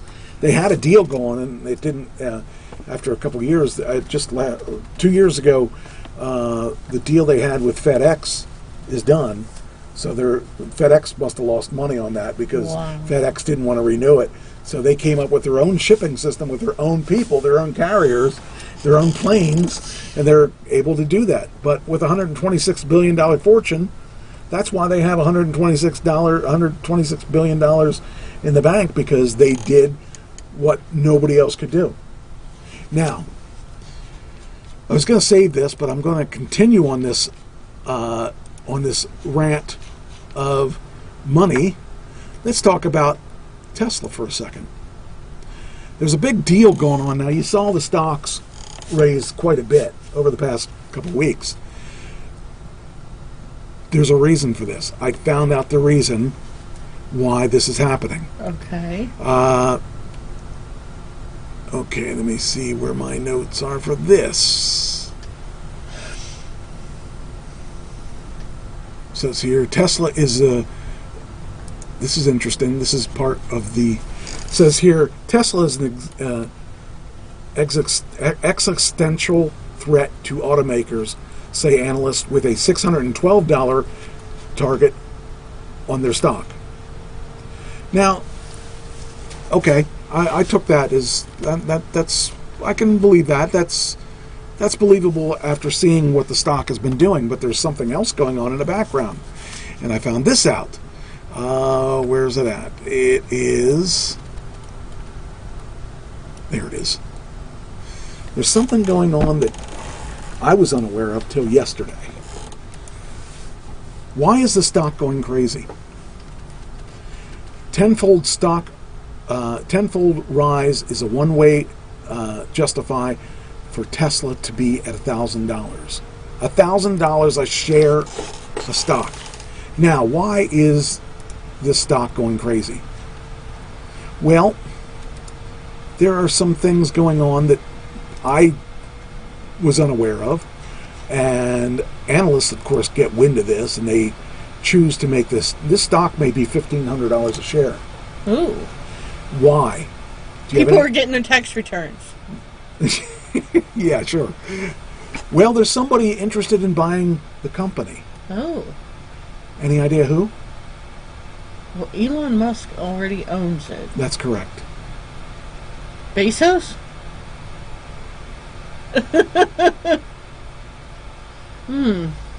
Yahoo? Yahoo.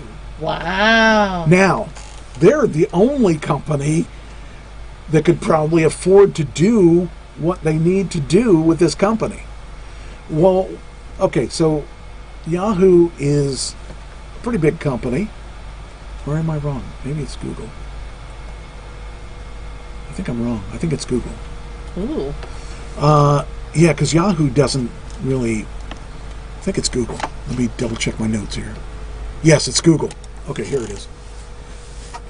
How Google could acquire Tesla for $1,500 a share.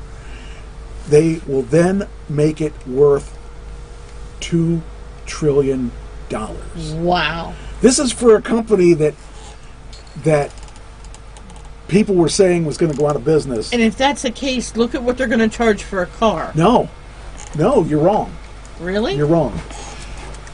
The reason why it'll be a $2 trillion company is there's a couple reasons. First off, Google's a tech company.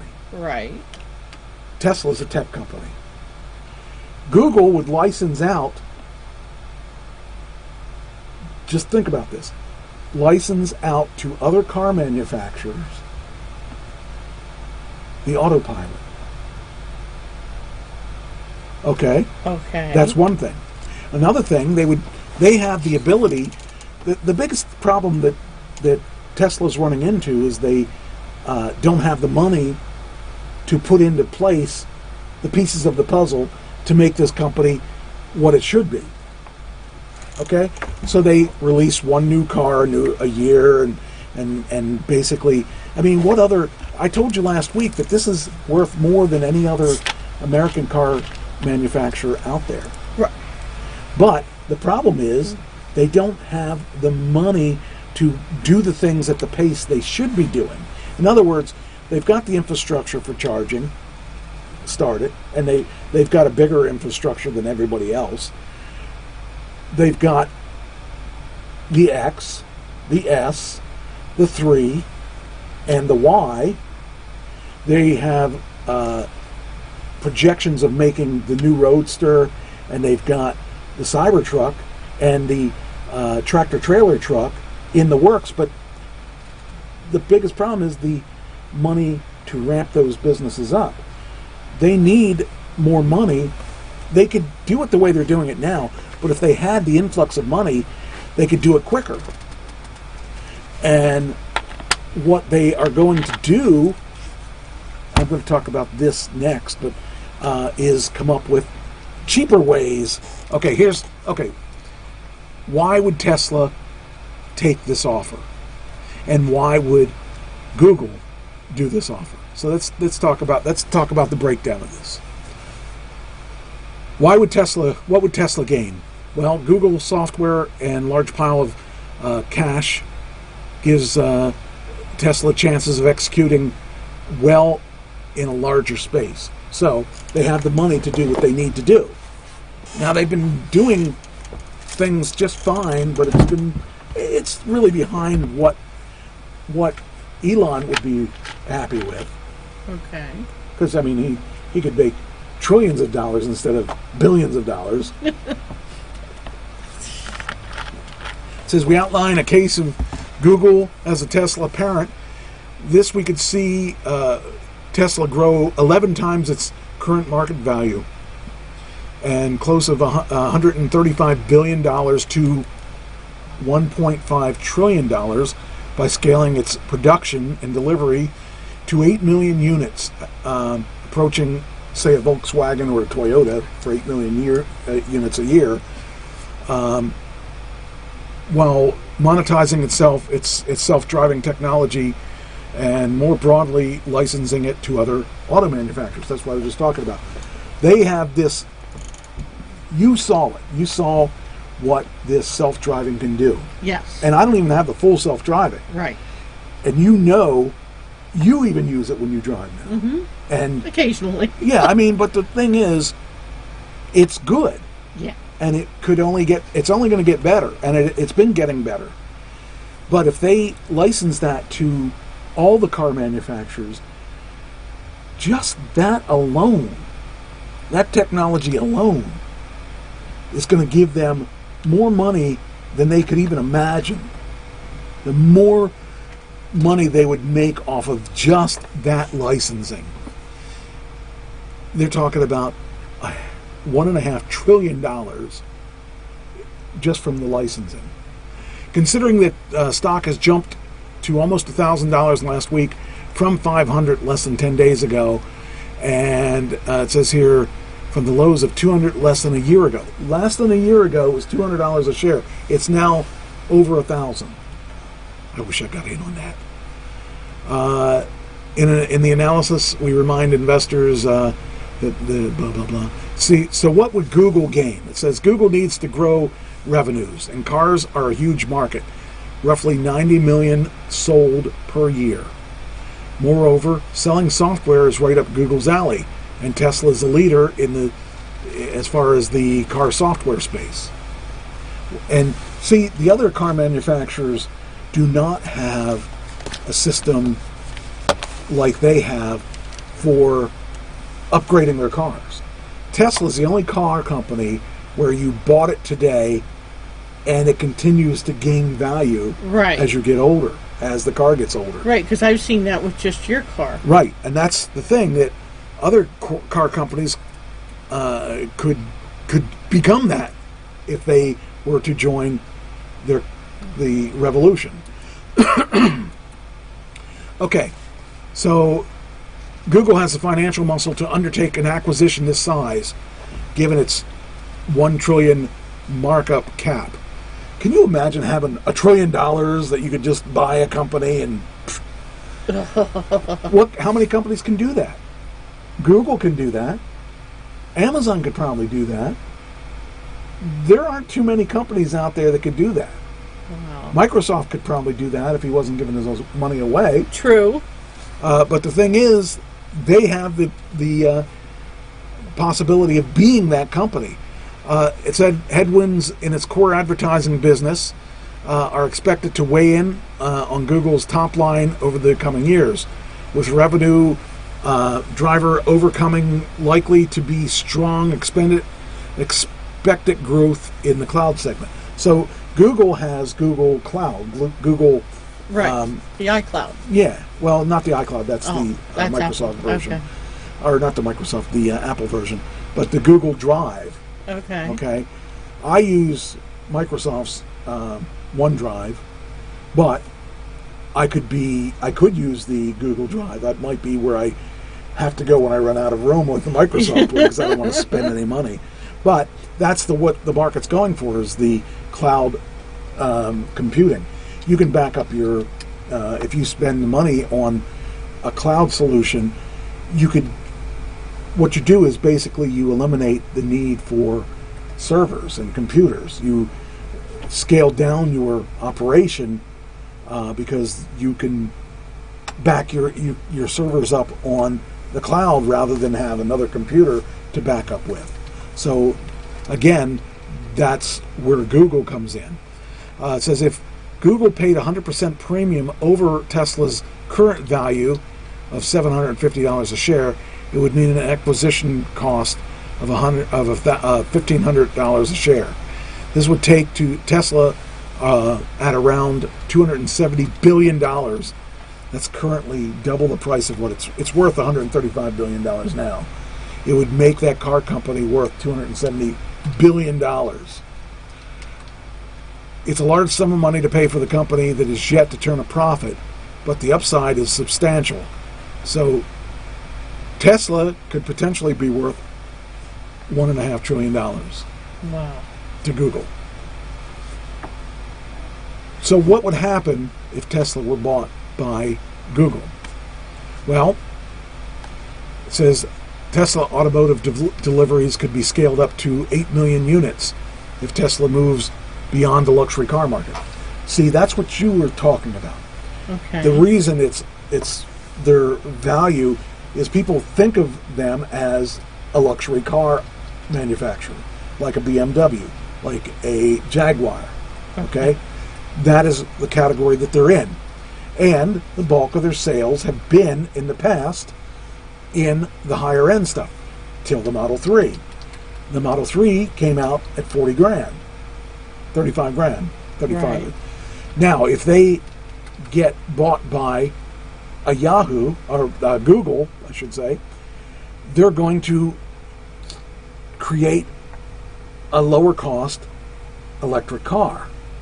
Now, all the Fords and Chevys and all that are out there are going to be scared. They're going to be shaking in their knees or in their boots, because now, if they hit that lower price point, see, the problem is they can't hit the lower price point now because they don't have the infrastructure to build that kind of stuff. If they had the infrastructure, could you imagine? Think about how many parts are in my car. A lot? Not really, compared to a car, a gas car. I mean, a car has a muffler, a carburetor, all these things, but an electric car has a motor and a battery. You got some computer stuff too, but I mean the basics. If you were to scale it down and build an inexpensive electric car, you could do it with an iPad and 4 wheels and a couple double A batteries. The bottom line is you could build a cheaper car at a much cheaper price. Their $35,000 car is actually a very good deal, because if you buy a decent car, you're going to spend $35,000 for it. I mean, when I was looking at the Prius, True. that was $30,000. Actually, that was $35,000 once you added all the other. Well, things. even like a basic Tesla, I hear that some of them saying they're like 35, 40 grand. The That's Model about 3. yeah. That's what I'm saying. However, they could go even lower if they were to get away from some of this bells and whistles. They could probably put a $25,000 car out there. Then what's your reason for not having one? Because Ashley thinks I'm buying her one. Then No, I mean, I would buy me one first. Well, I'm just saying that we estimate deliveries of the Tesla deliveries 58% over 2015 to 2020. So they could quickly, with Google in charge, take their estimate, their amount of cars that they sold between 2015 and 2020, 58% more in a very short period of time. It's possible for the annual delivery growth to be 40% over 2020 to 2025, and 25% over 2025 to 2030. If the Tesla increases its presence in the mass market by launching new vehicles at price points below the Model 3 and Model Y. So you're talking about if you can put a car out below that $35,000 price, or even $40,000 price, you put a car, I'm saying 25 to 30, now you don't have, most people said the reason they didn't want to buy an electric car is the price. Well, this would end that. By the way, I have another article that I want to talk about later about the government funding chargers. Oh. That would be interesting. Why Tesla's deliveries jumping to $2.7 million by 2025 and $8 million by 2030 is not far-fetched? Well, there remains a wide gap in key operation metrics for Tesla versus auto industry giants like Toyota. To put things in perspective, the Volkswagen Group and Toyota delivered 11 million cars and 9 million cars, respectively, in 2018. In 2018, Volkswagen sent 11 million cars, Toyota 9 million cars in 1 year. If Tesla did that, I mean, they can't do it because they don't have the facilities to do it right now. But if they had the facilities... Wow. As the market moves increasingly towards electric vehicles, Tesla could move beyond the luxury auto market by launching more mainstream vehicles and ramping up production. Right now, the leader in electric cars is Tesla. Yes. They could stay in the lead. Now, of course, the big car manufacturers like Ford, Chevy, and all them guys, they're going to try to stop that. But if Google took over, there's no way they could stop it. Tesla has a solid track of record of scaling up its production, and the only thing that stops it is really money. They have to play with. They basically are playing with the Cybertruck, saying, "Give us your down payment," and they're taking the down payment and using it to build other cars, and off the profits of the other cars, they just keep shifting money. But if they had Google, they wouldn't have to shift money; they'd have money.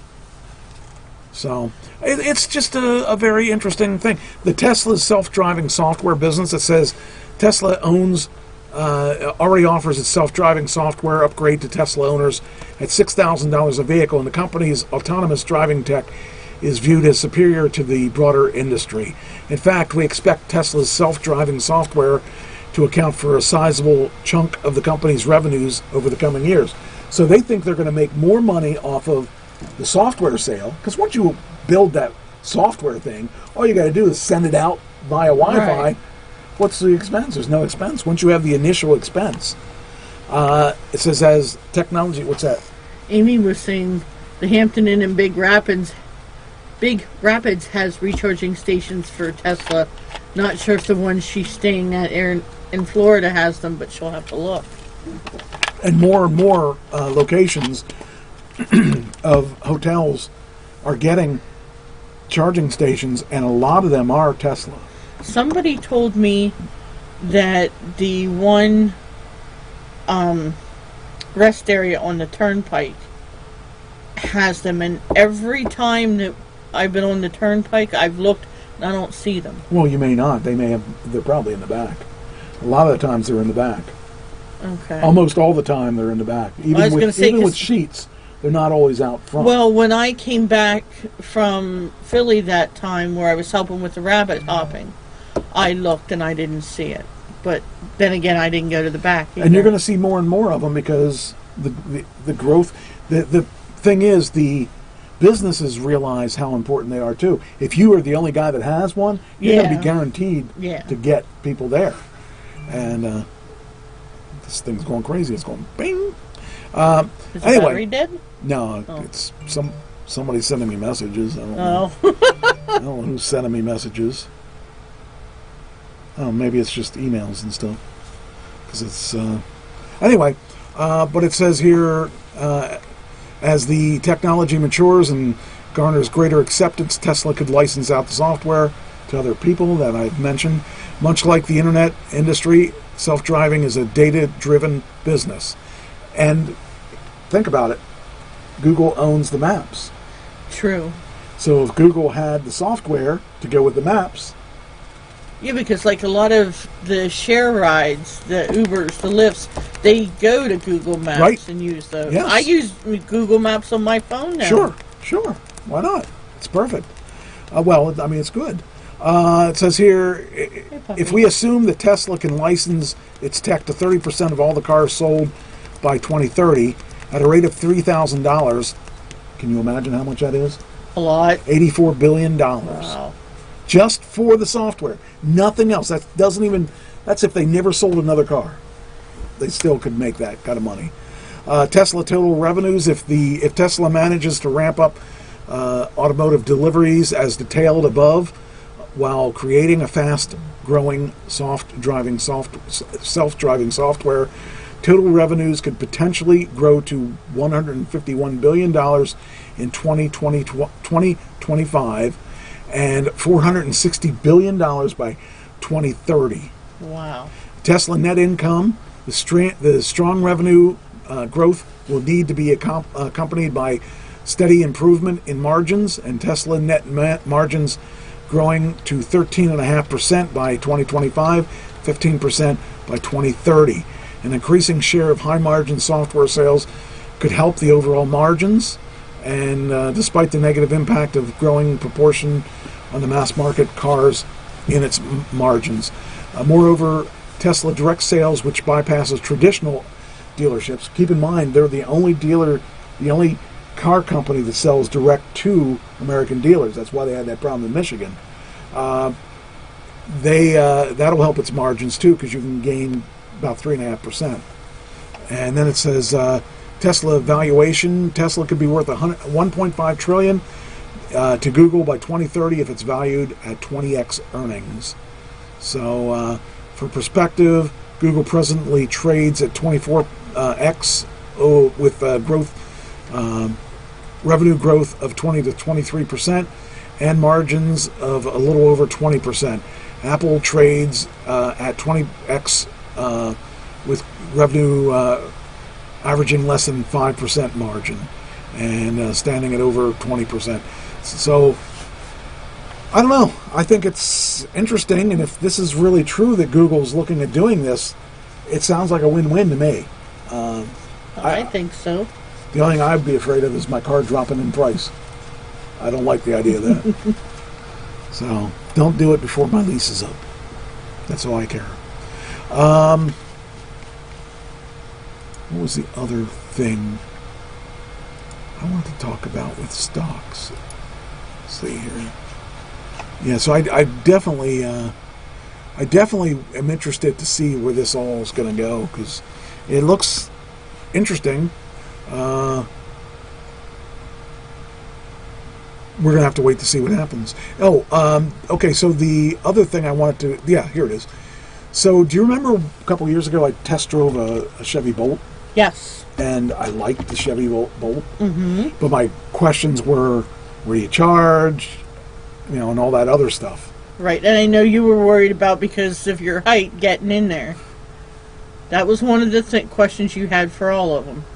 Was were you going to be able to fit comfortably because... Well, I like the Chevy Bolt. Yeah, you did after you realized you could get in there. Well, they're coming out with a new Chevy Bolt. 2020 Chevy Bolt.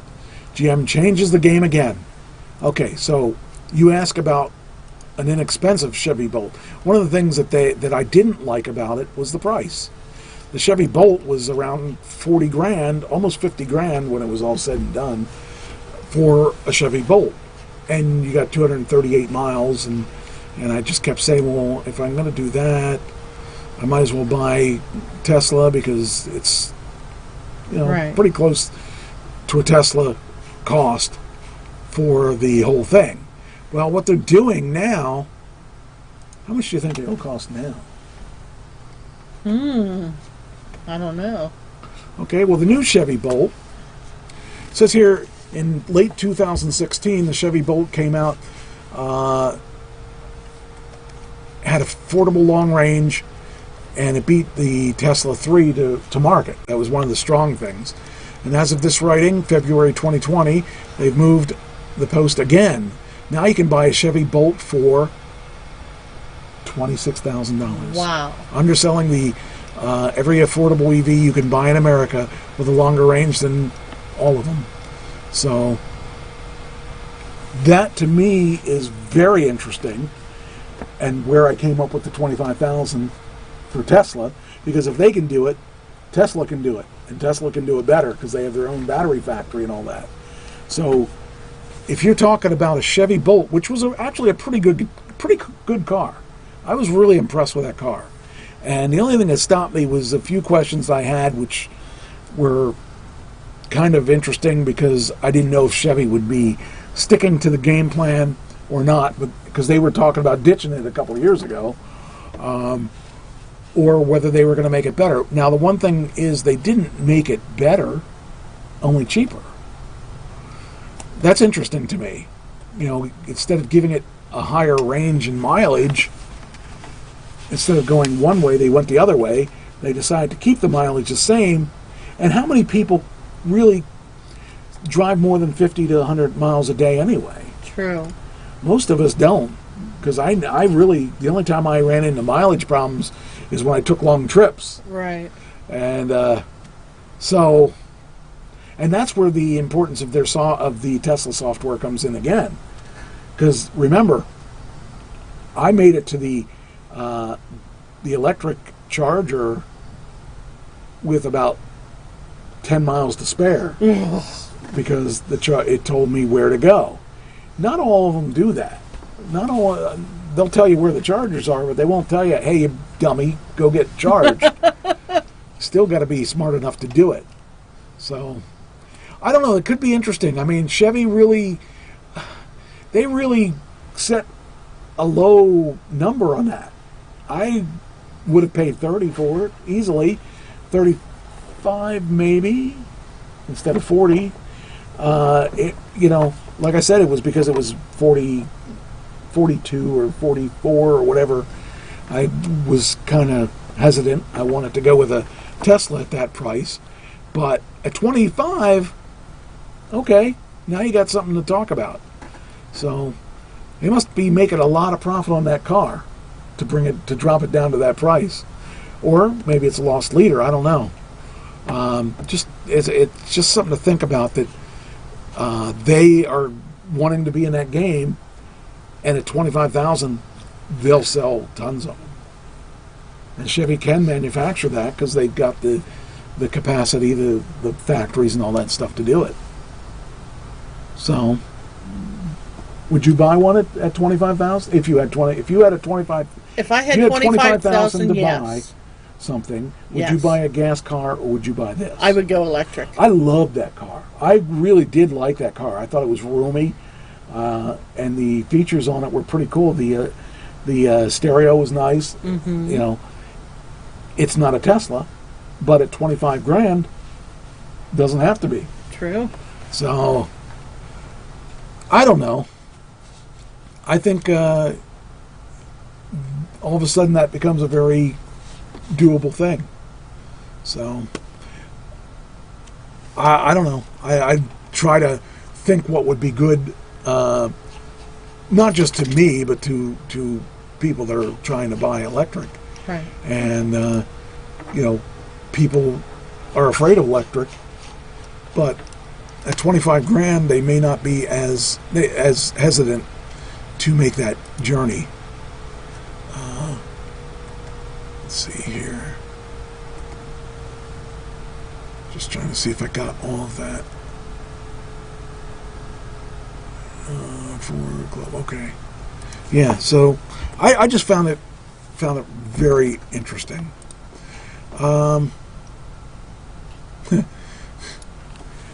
Walgreens is in trouble.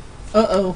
They're having to pay a $7.5 million settlement over a phony pharmacist. Were you trying to act like a legal drug dealer again? Not me. I've never been one to stick in that area. Oh. You would, well, no. Well, I mean, I don't know why, but it says here Walgreens will pay $7.5 million to settle California authorities after an employee was criminally charged with impersonating a pharmacist and illegally filling more than 745,000 prescriptions. Says Kim Thien Lee pleaded not guilty to felony impersonation charges. Prosecutors said that from the late 2006 to 2017, Lee used license numbers of registered physicians in order to impersonate them and dispense prescriptions at Walgreens stores. Now, I would think that something as important as a pharmacist, you would do a pretty thorough check on. The prescriptions allegedly included more than 100,000 prescriptions for opioids such as fentanyl, morphine, and codeine. Wow. Lee herself didn't have a pharmacist license. The district attorney in both counties filed a consumer protection action against Walgreens. Walgreens, that company, it's just hard to believe that they were that stupid to do that, because a company that big, that'd be like saying to Walmart, or somebody like that, or CVS or something like that. But anyway, the district attorney's prosecutors on Monday announced the pharmacy giant agreed to settle. The company will pay $7.5 million in penalties and remedial payments. The burden's on the company to make sure the employee is properly licensed and complete a thorough background check. Apparently, they didn't do that. In a statement Monday, Walgreens said Lee hasn't worked for the company since 2017. Pharmacy, and how would they know? I wonder what led to that, because if they've been away from the company for 3 years, it took them that long to figure out something was It was amiss? probably like if they were given a wrong medication, substituting a generic for a brand name, and they used the wrong generic. Okay. Well, here's says here, pharmacy quality and safety are top priorities, and upon learning this issue, we undertook a re-verification of the license of our pharmacists nationwide. The complaint alleged that Walgreens failed to vet Lee thoroughly when it promoted her to positions requiring a license, and failed to make sure that its internal systems were strong enough to prevent an employee from evading them. Wow. Nah, I would think that wouldn't happen in a Walgreens, but No, it does. I guess so. That's a $7 million mistake there. That's a very expensive mistake. This is kind of bizarre. FBI hacker that stole Nintendo's secrets for years was arrested, and child pornography was also found on the 21-year-old's hard drive. Okay, pick your crime. either have stealing secrets or pornography. You shouldn't How about really C, have all of the above? I guess so. 21-year-old has pleaded guilty to hacking Nintendo's several Nintendo servers multiple times since 2016. So 2016, he's 21 now. 2016, he would have been 4 years younger, so he would have been 17, 17. Using phishing techniques. It says, Ryan, what are you taking a picture of? That snippet, so I can shut this. Oh. Because remember, I always restart this when I leave. Okay. And I'll send it to you. That way you can put Ashley's numbers in. Oh, yeah, that'll work. It says Ryan Hernandez, who went by Ryan Rocks online, worked an unnamed associate to phish employee login credentials and proprietary Nintendo servers. So as a 17-year-old, he should have stuck as 17-year-old, because you don't get tried as an adult at 17. So he was breaking into their servers, and he got caught, I think, earlier, and was got in trouble for it, and he promised never to do it again, and of course he did it again. It says, according to an indictment filed Washington State Federal Court in December, And it says, and unsealed over the weekend, Hernandez used unauthorized access to download thousands of files, including proprietary developer tools and non-public information about upcoming Nintendo products, and access pirated and unreleased video games. So he broke in, and he had these games that weren't even available to the public that he ended up taking. The information, see, the thing is, when you're a pirate, you find that really cool because you can share that with all your pirate friends, and but when it comes down to it, the person that's going to get in trouble is the guy that stole it. Right. Now, back in the days of, say, satellite piracy, Okay. there was a way to take your little card and run it through a computer thing, and you would trick the receiver into giving you all the channels in the world. And there's no way, as long as you didn't plug your phone in, there's no way they could figure out who was getting it, and if you were even pirating. The only thing they would know is that you weren't calling in regularly to get your updates. Wow. So they couldn't really find who the people were, and then they would update their security. Then they would find new ways to hack that receiver again, and then eventually the pirates made these special cards that you stuck your access card in. Then you would put it in there, and then the computer would go. You would hook a computer up to it, a cheap little computer, and that would decode all the signals, and you get all the channels again. And you would have to change codes every 6 months or so. You'd get a new code. You'd have to put it on your card, and you get free satellite again and again. Well, the problem is they started busting. They started busting the people that made the cards, and then they take the receipts of everybody that bought that, and then they went after those people. I know this for reasons. And they went after somebody it happened to. I know several somebodies that it happened to. And so then they went after those people. And it was kind of sad because they went at the people with scare tactics, saying, you can either pay us or we're going to take you to court and you can go to jail. Oh. And it was scary because nobody knew, because it's all new, what was going to happen. And they had taken some people to jail. Can you imagine going to jail with all the baby rapers and abusers and criminals out there? You know, what are you in jail for? Oh, I killed a woman and her kids for looking at me wrong. Why are you in here? I was watching television. You're forgetting I was in jail for a week, remember? For watching television? That's what it comes to. If you really buying power cords. If you really got down to the basics, that they were sending people to jail because that person liked TV and was watching TV. Well, because I bought power cords. What'd you do with them? Yeah. I plugged them in.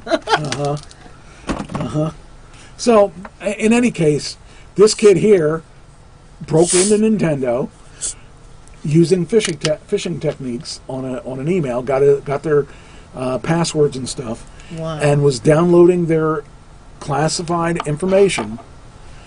And now, if he kept it to himself, nobody would have ever known. He would have never gotten in trouble. Probably never would have got caught. But like the idiots that go out there and rob a bank or rob a guy's house and then say, "Look at us, we just robbed this house." Yeah. That's what he is, except that he did it with software. Gee.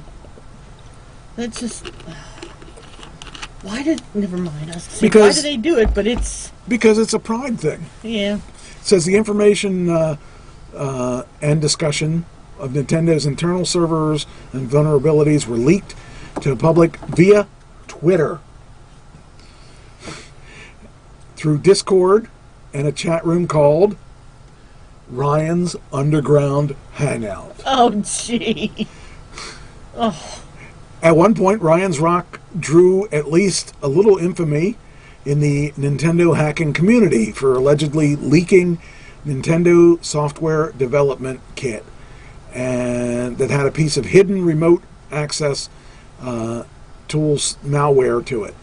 FBI agents confronted Hernandez about its hacking in 2017, according to a prosecutor release, and secured a promise from Hernandez to stop any further malicious activity, but the hacking continued in 2018 and 2019. Now, if FBI agents came to my door and said, look, just don't do it anymore, Right. I'm not going to do it anymore.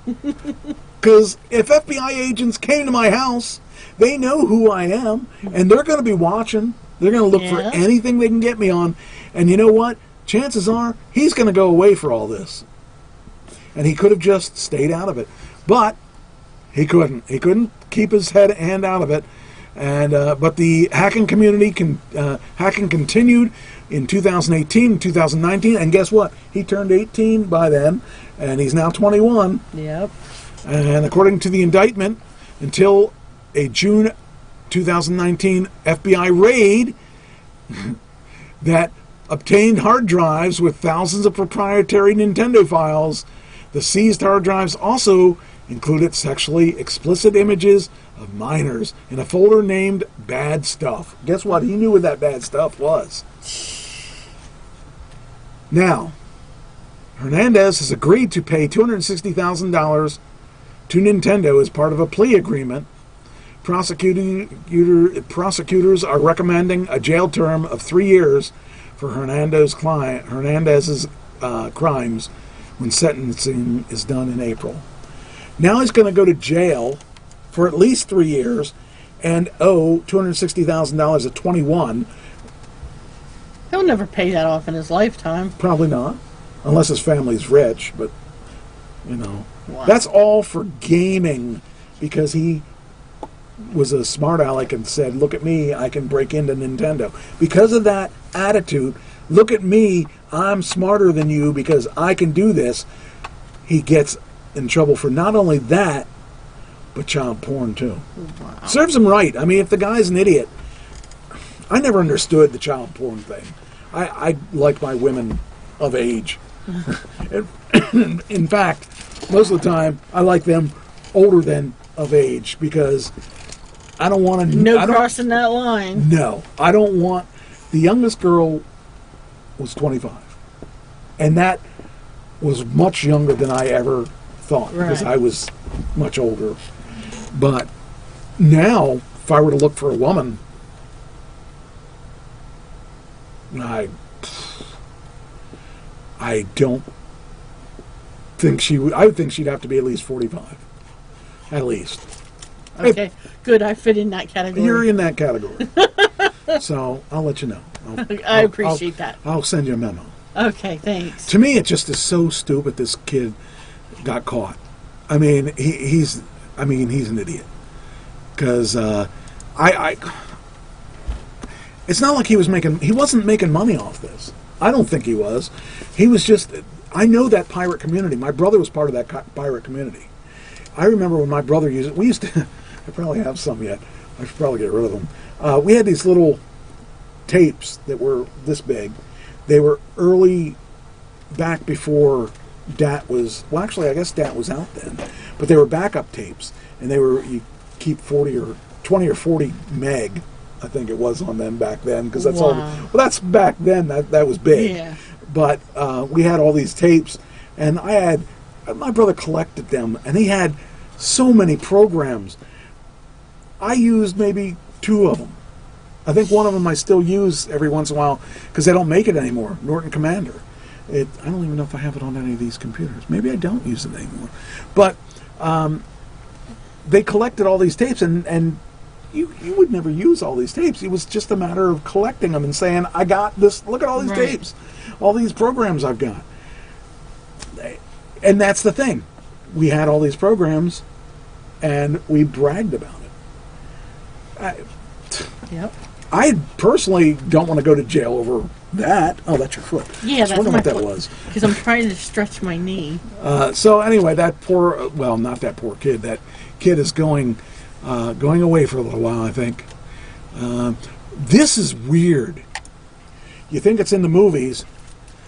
2 New York Police Department cops shot in the Bronx in 2 separate assassination incidents. Suspect in custody. Assassination. We're talking, this is James Bond stuff. We're talking about cops. Our cops that are out there walking the streets have to worry about being assassinated. Now, it's one thing if you're in a gunfight with a cop, and not that that makes it any better, but this is an actual assassination attempt. It says here, city police lieutenant was shot in the arm Sunday morning with an armed suspect after an armed suspect opened fire inside a Bronx precinct, and 12 hours after another officer was shot in the head while on patrol. The 8 a.m. incident took place in the 41st precinct in Longwood neighborhood of the Bronx, where the suspect walked in and began firing at the front desk. Police tell us that the suspect, Robert Williams, I don't like that last name, and that he is also the suspect in the shooting of an officer in a police vehicle that took place Saturday night. Williams, 45, has been charged with attempted murder, criminal possession of a weapon, and resisting arrest. It was a premeditated. I don't know. I kind of like to think that cops are good people overall, and that you shouldn't shoot them. But that is the sad state that our world is in right now, is that people just don't have any regard for police.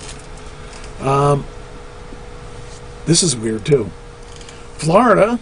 Oh no. Man arrested after a van driven through GOP voter registration tent.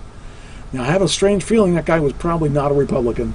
Probably not. A Florida man was arrested, and he was a young man too. He was 27, and accused of driving his van through a tent where a Republican group was registering voters. The man, Gregory William Lowell Tim? Oh, okay. Wow, it's got too many names. 1, 2, 3, 4 names. Oh, my goodness. I hate people with extra names. Faces 2 counts of aggravated assault on a person 65 or older, and 1 account of criminal mischief, and 1 account of driving on a suspended license. He even was driving on a suspended license. Put him away.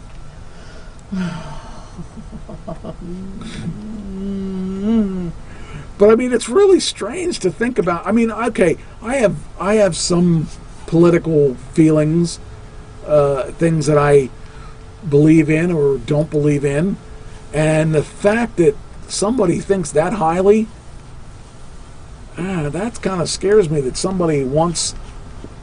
I don't know if he did it. Maybe he did it for attention. I don't know, but he's going to go to jail because of this. It seems like kind of an odd reason to want to. I mean, he's 27.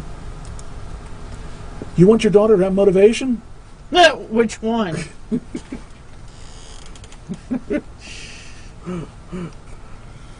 Teach her how to drive her van through a political. No. She hits dumpsters. That's enough. Oh, funny. Oh, man. Okay, then we got another I'm not going to go to Walmart ever again, I think. We got another Walmart issue. Let me see here if I can... Is this working? Is this thing on? I don't think it's running. What's going on here? Oh, it's 14 minutes. Well, we don't have any sound, though. Oh, this looks like it's... it must be a...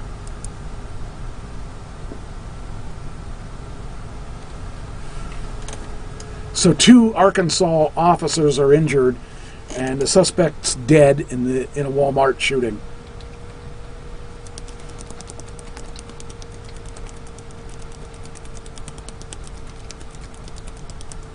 So, that's a good thing.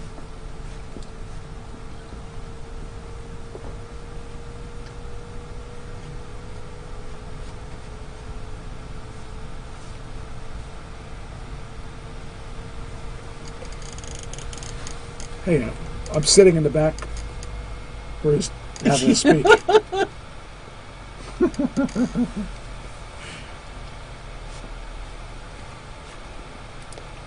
The bottom line is this: it's kind of a strange thing that another suspect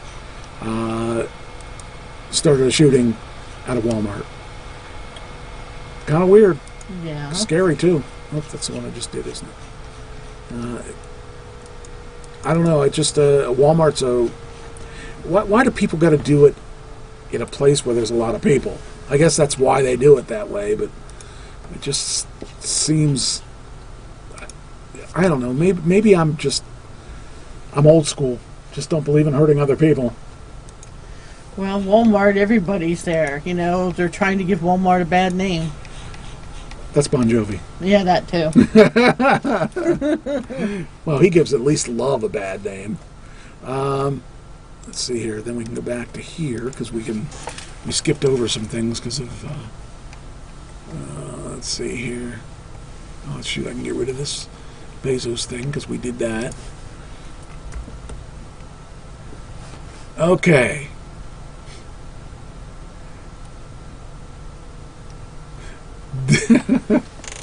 This is an embarrassing thing if you were this man. He's suing Google Maps. Why do you think he's suing Google Maps? Because they gave him wrong directions. Well, kinda. According to this, man drives into the Mississippi River while following Google Maps. I mean, really, seriously.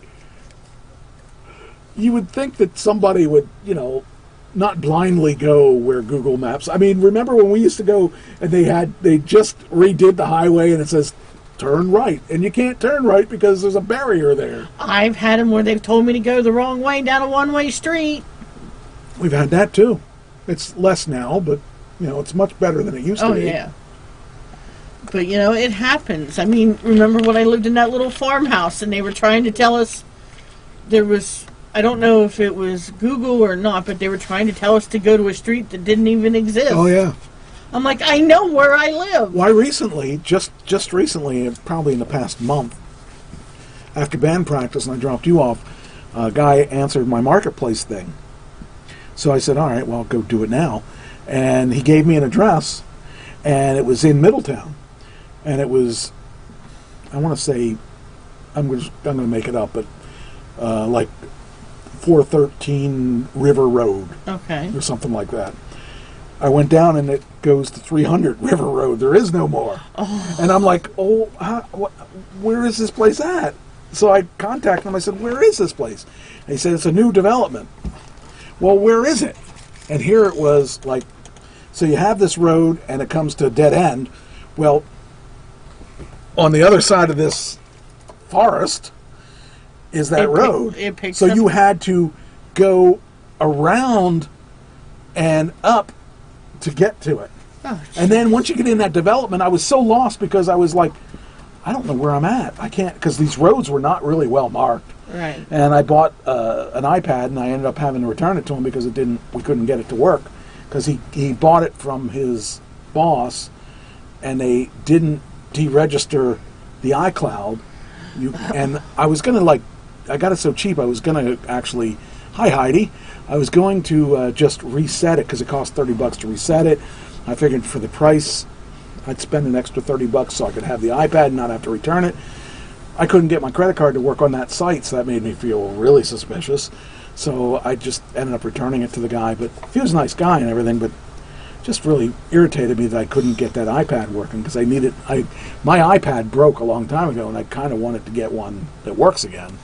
So I don't know. It's just this guy's rescue crew from Minneapolis Fire Department managed to pull a man to safety over the weekend after he fell through the ice on the Mississippi River.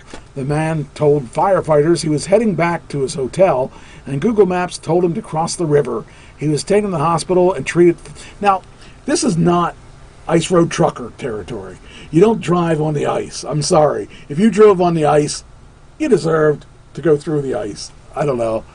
What's that? You did that once or what? No. I was going to say. think it's just weird. It is weird. I just can't imagine, like, I don't care if Google Maps tells me it's safe or not.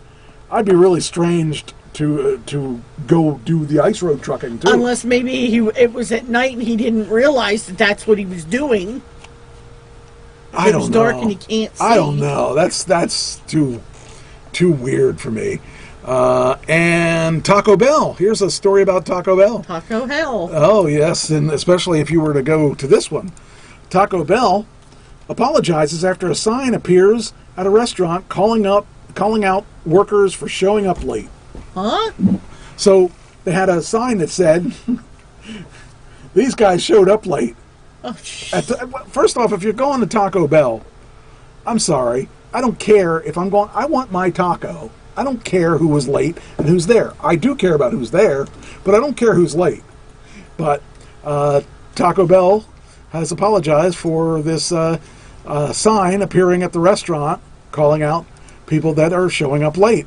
So I guess hey, John Jones showed up late today. Here it is. Here you go. Dining room closed until this store's.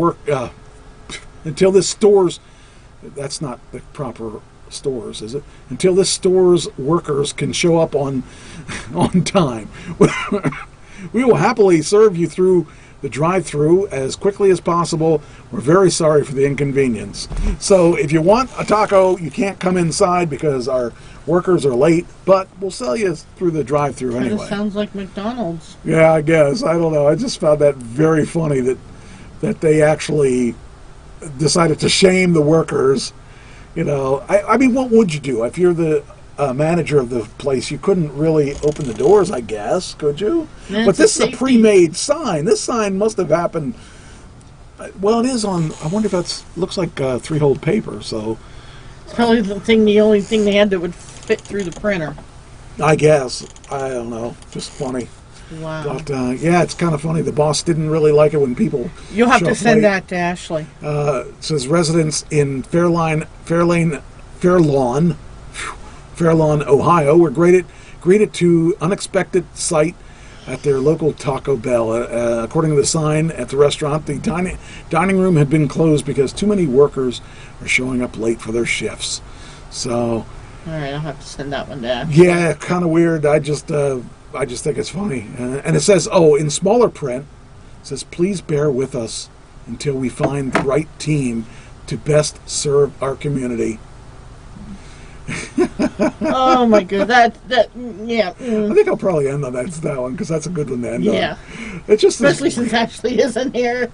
Well, I mean, yeah, that's true. She has a lot of problems where she's working right now. Yeah, she almost walked out the other night because their policy is they have to have at least 2 people to run the store. And they recently fired a girl because she was going to be the only person in the store, but Ashley went in, and instead of opening the store back up, because Ashley was there, they decided to clean. Okay. And so they fired the girl. Well, here the other night, they couldn't find anybody for overnight, and Ashley was like, well, I'm here. And they said, well, if we can't find somebody, you run the store yourself. And I'm sorry, that's a safety violation. That sounds horrible. Sounds like a bad idea. So what do you do when you have an owner telling you to run it, but it's against company policy? I don't know. So that's bizarre. Amy Sue said on the man driving into the Mississippi River, I do believe there is a disclaimer in this application that you are going to use your own judgment. So that's probably true. All right. Well, the show's already over. Yeah.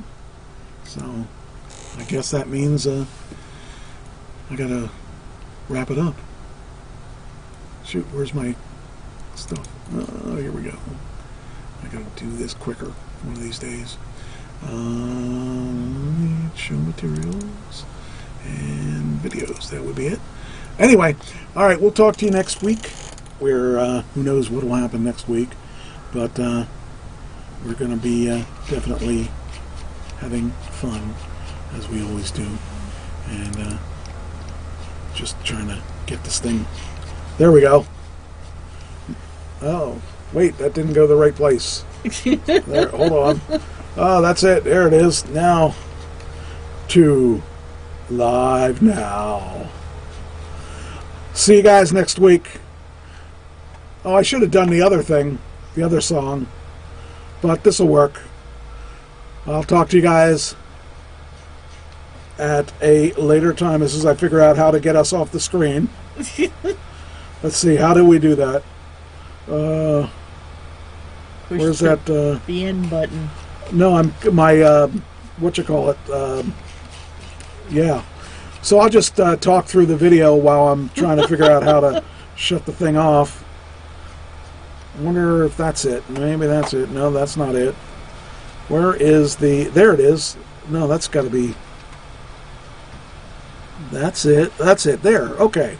I think we figured it out, maybe. Nope, we didn't. I don't know where it's at. Well, darn. I don't know.